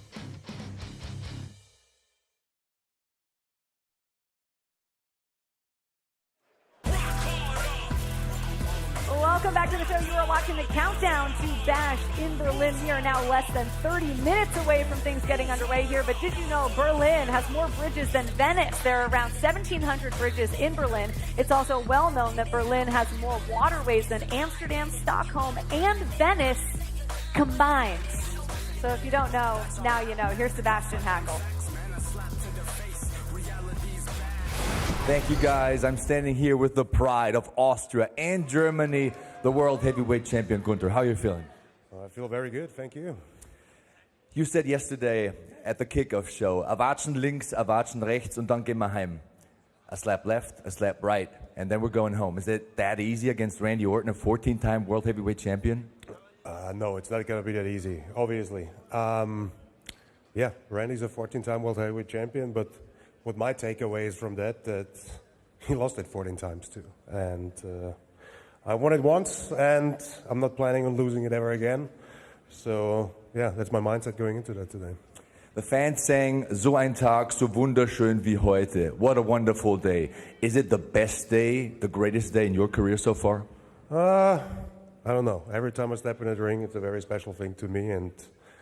But it's very special to be here in Berlin tonight. And yeah, be a representative of the German-speaking wrestling community, and yeah, it's a big responsibility too. But yeah, I'm here to be in those situations with a lot of pressure, and yeah, I can't wait today to go out there and be the world heavyweight champion and defend my title against one of the greatest of all time. The calm before the storm. Guys, back to you. Sebastian, thank you so much. Well, if there's one thing that can't be denied about Gunther, it is that the man thrives under pressure. I mean, since entering WWE, he has spent over 75% of his time as a WWE superstar holding a championship. But we heard them both mention it. He's up against a 14-time world champion in Randy Orton. We bring that up a lot. My question is, what made Randy Orton capable of winning a world championship 14 times? Why is he so great? I think he's arguably the best in-ring technician of this era. I think he has a certain smoothness. You know, I think so many of people who've been in the ring with Randy talk about him with such reverence. And I think sometimes fans don't really understand. But everything he does is so intentional. Every movement, no wasted breath, no wasted word. He has a certain presence. He has an ability, a technical ability that I think people are starting to appreciate more now. But he is so precise in everything he does, and I think that is one reason why he is on many people's Mount Rushmores for the greatest of all time. But I think Gunther also makes a great point. We talk about title reigns often, and there's so much honor in having a dozen, 13, 14 different world championship runs. But there is also something to say about a man who is going to hold an intercontinental title for 666 days. I think Gunther also has designs to hold this world title for many, many days, something that he is not going to let go of anytime soon. It does feel, though, like Gunther is kind of downplaying the career of Randy Orton, Did you right? once said it, I don't care, whatever. I'm just going to smack him left, smack him right, and just go home. That's it. It's like, it's so calm, cool, and collected before a huge, this is his first title defense. I'm never that calm before a title defense. But Gunther's always been that way. He's always carried himself like he belonged here from day one. I'm not that guy, though. Like, I don't know how he's able to do that and literally just walk in. Like, he's going to walk in. The fans are going to be electric. It's going to be crazy. And then Randy's going to walk in. I hear voices in my head. The fans are going to be singing the song. And he's just going to stand there and just look and just be calm, cool, and collected. That's not me. I'm going through everything in my head, what I need to do to make this amazing. Well, listen, Randy Orton has been in this position many times in his career. We'll see how he fares tonight against Gunther, who seems unflappable, to your point, Miz. But Michael Cole did sit down with Randy Orton ahead of this match. Here is part 2 of that interview. One of the things that's cool heading into Bash in Berlin is something that probably would have never been done in the past, and that's the fact that King of the Ring, right? You and Gunther have this unbelievable match. Right. He beats you. Right. Put your shoulders up. Exactly. Obviously a mistake in the ring. Yep. We would have moved on. Of course. That night. Forgot about it. Right. Yeah. That night, Triple H said, referee's decision, he made a mistake. Yeah. Now we're going back to give you the opportunity that you should have had. I love the fact that we can do this little callback, go back to the King of the Ring and say, hey, Gunther, if you didn't beat me at King of the Ring, you would have never got the chance to beat Priest for the title at SummerSlam. So I want my shot. And it's a great story, and it's real. That match was fabulous. Thank you. You guys, I was happy with it. That was the first time you were in the ring with Gunther, right? Yes, yeah. He is physical, isn't he? Yeah. It's the fans see it, whether they like him or hate him. He's one of a kind. When I first came back in November, he would have been on the short list of guys that I would have wanted to kind of watch out for, because I wasn't there on that confidence level where I knew that, you know, I could handle a power bomb or I could handle one of those clotheslines. I'm at the point now where I really feel confident going into this thing, Michael. I'm flying my wife to Berlin to watch.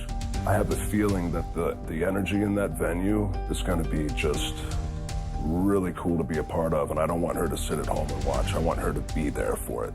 And I can't wait for this match. Gunther and I aside, I can't wait to hear how the fans react to us. I'm excited to sit out there and call this thing because I want to see how they're going to react to Randy Orton. Sure. Are they going to sing the song? Are they going Right. to cheer for you? Is it going to be thunderous? Mhm. And then you've got a man in Gunther who was born in Austria, just across the border. Right. He cut his teeth in Germany on the independent scene. He's really a hero to many of the people in that country. He's a living legend over in Europe. You know, that's exactly what he is. So it's going to be interesting. But, you know, I'm the legend killer, baby, so hey. You know, you talk about all the talent Gunther has, right? Yes. Why do you think he had to dig the dirt? Your grandfather was a screw-up. Your father was a screw-up. You, Randy Orton, you are the biggest screw-up of them all. The match was already set. This is for the title, and the prize that's on the line makes this match what it is. If I'm Gunther, the only reason I would try to make it personal is because I think that maybe this Randy Orton's got a leg up on me. So I need to do everything I can, you know. Did it bother me? Yeah, I mean, no one wants to hear anything, you know, negative said about their family or themselves for that matter. But did it really get under my skin? Not at all.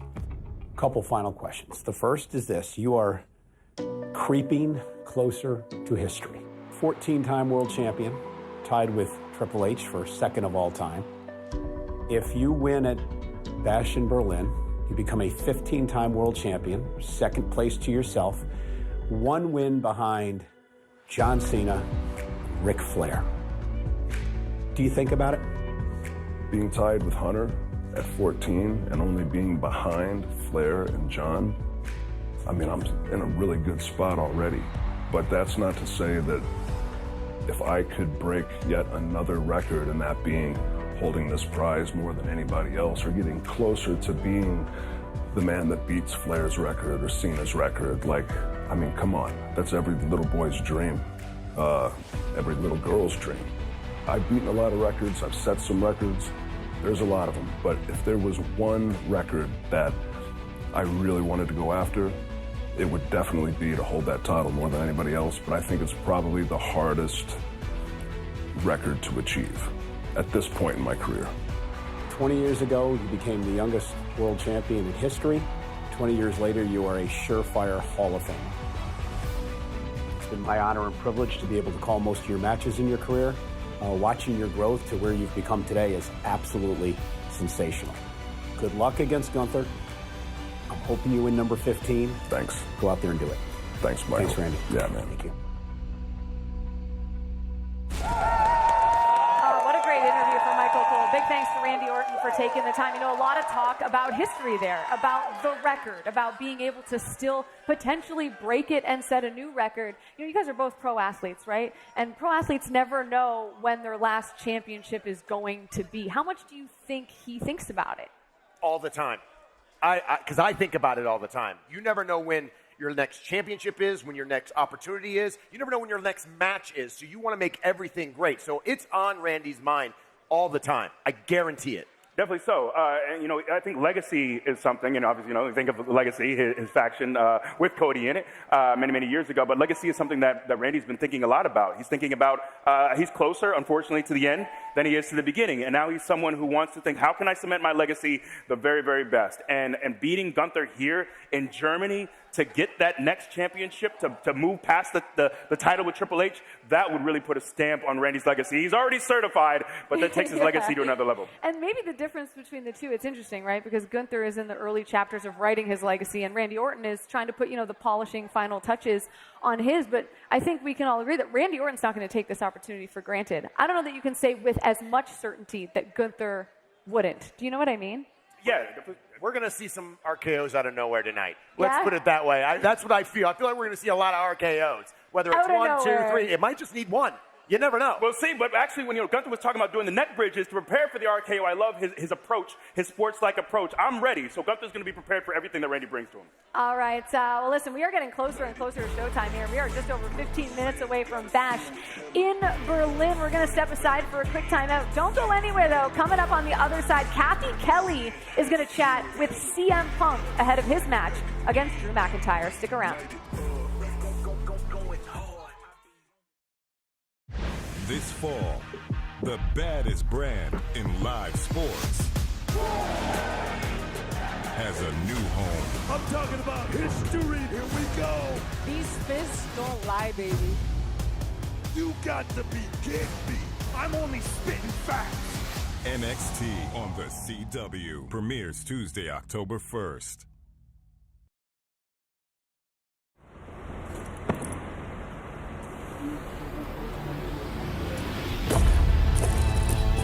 So I'm right now preparing for Bash in Berlin, preparation for a professional wrestling match, especially a match as important as a World Heavyweight Championship match.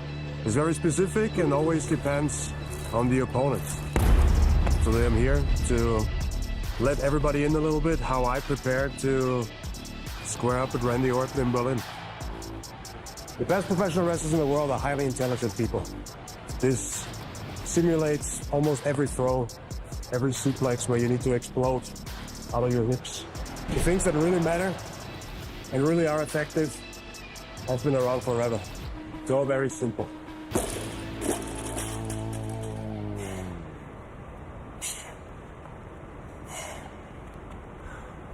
He'll be at the Olympics with breakdancing. This exercise is the most basic foundation in our profession, a neck bridge. Every wrestler needs to be able to master that to some degree. Going into the match with Randy, obviously, the RKO. It's a nasty fall with your chin on his shoulder. I'm always trying to protect my neck, build it up, so maybe if he lands that RKO again, I will take a little bit less damage. That's enough. Before I came to WWE, I was only really focused on being able to throw big strikes with my right hand because I was outsizing a lot of people there, so I never needed my left. But now in WWE, the competition is at a different level. I stepped in a trap of having my right arm worked on and then not having an effective strike to use against my opponent, so I started to work on both arms now.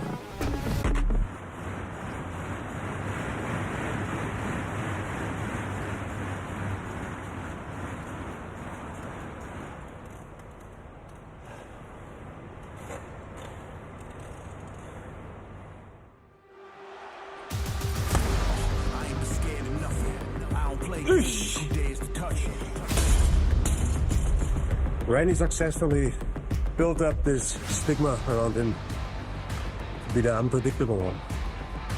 I think Randy's very predictable.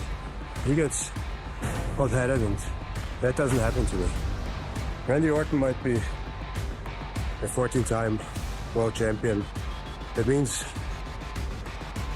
he also lost it 14 times.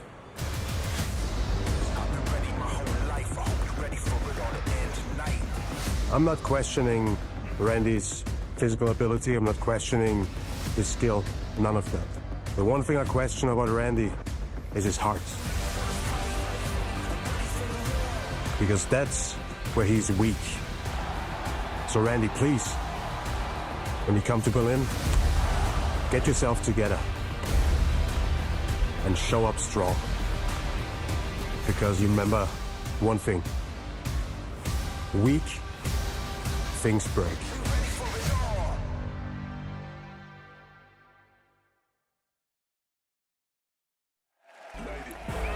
It is a historic night here at Uber Arena in Berlin as WWE gets set to host its first ever premium live event in Germany. It also marks yet another chapter in the now 8-month-long saga between CM Punk and Drew McIntyre.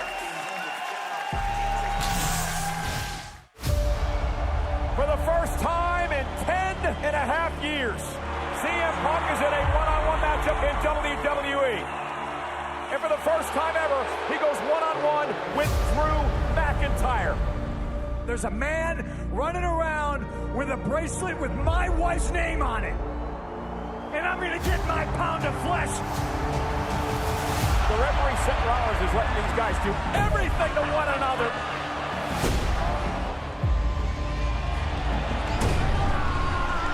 And Punk letting his emotions get the better of him. Rollins picked it up off the mat as the referee. Going to Slave connects, but Rollins is out.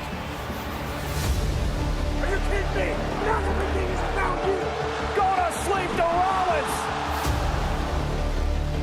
A low blow.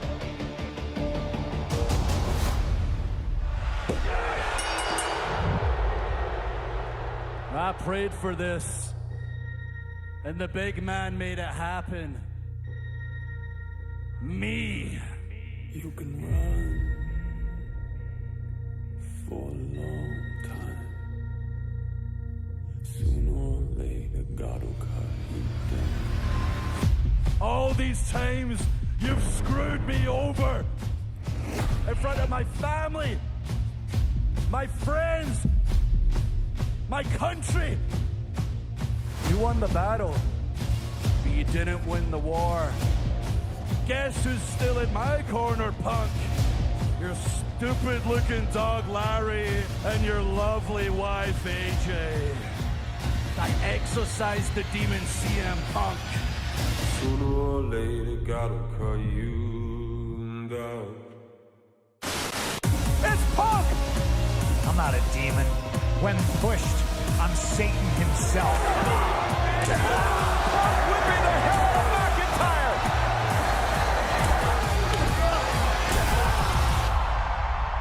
Run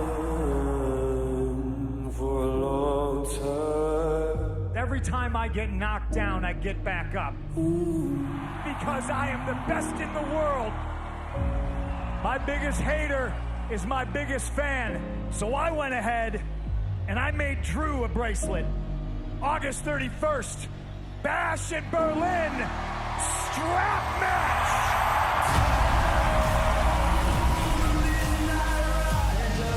The violence that I'm going to bring upon you. CM Punk is scared of Drew McIntyre.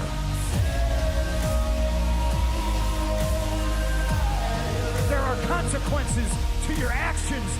I am going to make your life a living hell. You're no longer the best in the world. I am. There's nothing in the world that's going to stop me tearing you apart. You will never forget the name CM Punk.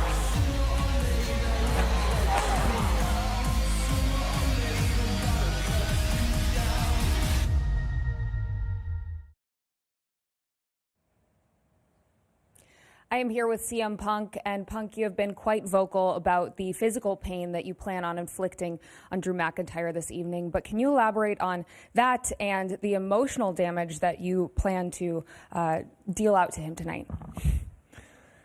You know, the closer we get to bell time, the more weight I feel on my shoulders. You know, this is a fight, and it's personal. So yeah, I'm going to hurt him. I'm going to try to inflict every single piece of damage that he did to me over the last 6 months, and that's physically as well as mentally.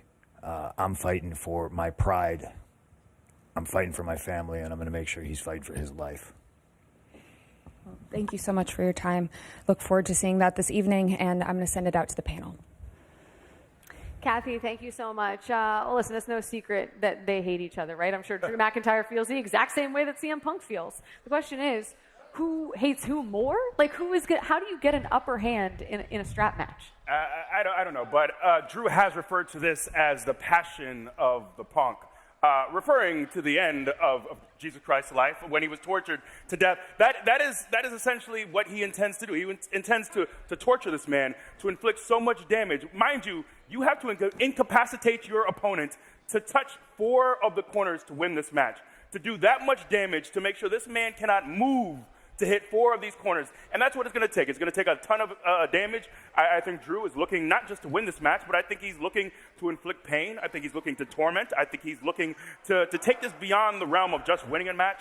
He wants to torture and abuse this man. Watching the demeanor of CM Punk in that interview, we're not seeing the pipe bomb type of stuff. We're seeing something that's more than just a mic drop. It's personal. You could feel it. You could see it in his eyes. He is ready. He is prepared.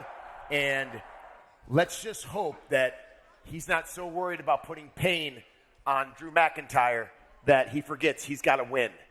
Because sometimes it gets the best of you. You can get clouded by the fact that it's so personal. And we're talking about his family, right? I mean, you guys both compete. People have used your personal lives against you, I'm sure, as well. How much does that affect you? It could be what Drew McIntyre is wanting.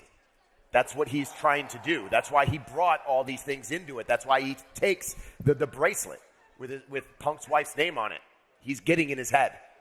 Yeah, but the problem is, I think sometimes, in combat sports, they often tell you, you don't want to make it personal. You want to be calm. You want to make the right decisions, because that anger, that vitriol, that can take you to places where you're not prepared to make the best choices, where you don't have the best judgment. And that is my fear. Because it's so personal, it is now extended beyond the bonds of being able to effectively win a match.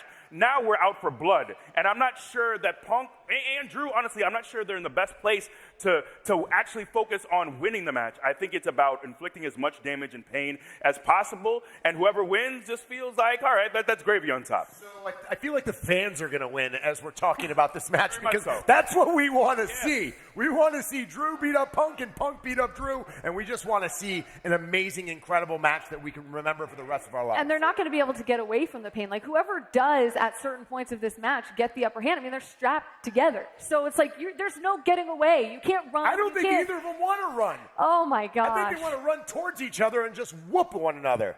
Yeah, it might be a while before we see either of these guys after this match, depending on what goes down between CM Punk and Drew McIntyre. All I know is I don't know where it ends between these two, because the hate, it's capital H-A-T-E, it is real.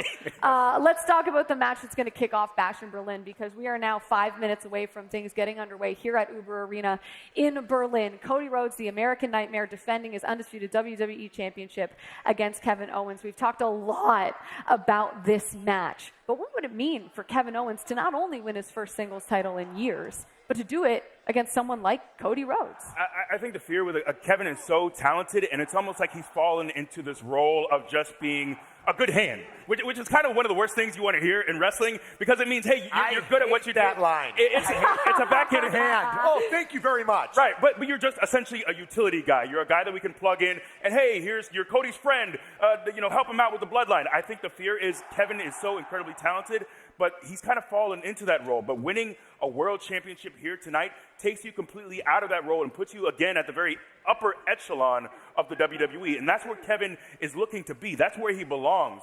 And he spent too much time in this role of being a good hand. I think it's time for him to break out, and winning a world title, that's how you truly place yourself back at the very top of WWE. Let me ask you this. Do you think Kevin is baiting Cody? Is Kevin going, I don't deserve it. I'm not sure. This, that, and the other thing. And then Cody's like, maybe I got the upper hand on this guy. And then he comes in and just blows everyone away. I think that there could be that element of it. And also he talks about the origin, kind of their friendship. Also, Cody's departure and Kevin being a big part of that. Kevin reaching out to his contacts and helping Cody. You could argue. It does mean a lot. You can argue that the Cody that we see here today wouldn't be possible without a Kevin Owens. And I think their connection, their bond, I think kind of money's things. You see Michael Cole has entered the building. A very popular man. That's a surefire sign that we are getting closer and closer to things getting underway here. You Did you hear the chants? He's insanely popular. They didn't have Jackie Redmond chants, by the way. Well, I mean, I'm no Michael Cole, okay? Why do you got to point out facts like that, right? I'm working on it, Miz. I've been here for like 5 minutes. In due time. Give me some time. Thank you for believing in me. Always. I appreciate that. Well, I mean, for Cody and KO, do you think their friendship can survive whatever happens tonight? It all depends what happens tonight. If KO does what he needs to do to beat Cody, and Cody's little chapter ends, his story ends, I don't think Cody's going to be very happy with that situation. I think there's a good possibility that we see a Kevin, a darker Kevin that we haven't seen in a while. And, I think we need to see that Kevin. Isn't that who he is? At his core, maybe? I think he's a great guy. I do too. No doubt a great guy. But when he there's a takes title advantage on the of line, opportunities. Right. there's a title on the line, or when there's something at stake, he's been known to, Win at all costs. Right. Yes. Win at all costs. Nobody likes a loser. No one of these fans will be chanting KO's name if he loses. People don't like losers. They like winners.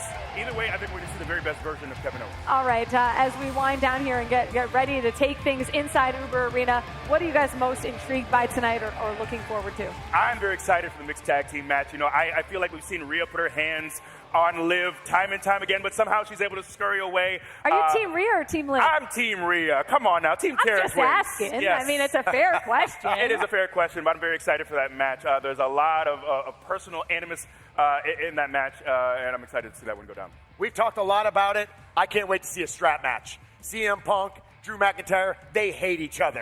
And there's nothing better than you can get when two people hate each other and they go in the ring and just beat each other up. Yeah, but there's also the homecoming of Gunther. Let's go. Coming back here to Let's Germany. go, That's great, baby. too. I'm excited for that as well. It's really just going to be an incredible card from top to bottom. Yeah, it is a stacked match card, to say the very least, here for the first ever premium live event in Germany. I'm excited for Randy Orton versus Gunther. There's just something about Gunther that I have to watch, like everything In he Berlin, does. by the way. I'm curious to see, are the fans going to be going for Randy Orton or Gunther? I know. No, it's going to be. Randy's so It's to be going for popular. something. It's going to be Gunther for sure. But there's a lot of love and respect for Randy as well. Exactly. Yeah, no, very much so. They might be conflicted. But as we've mentioned many times on the show, the American Nightmare, Cody Rhodes and Kevin Owens going to kick off Bash in Berlin. The time is now. Thank you guys for watching. Let's send it over to Michael Cole.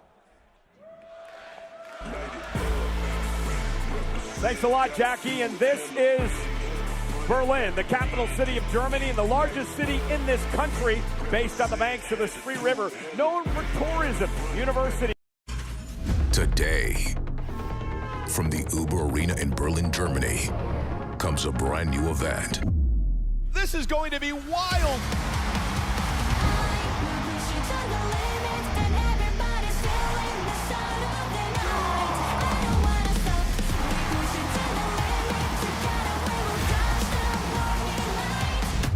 This is absolutely epic.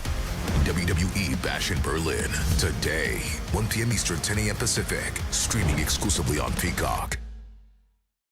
He's got Orton's shoulders down. Gunther with the win. He's king of the ring. Wait a minute, Cole. I'd love to get another angle of that pinfall attempt. Today, from the Uber Arena in Berlin, Germany. The legacy of this great sport and the World Heavyweight Championship.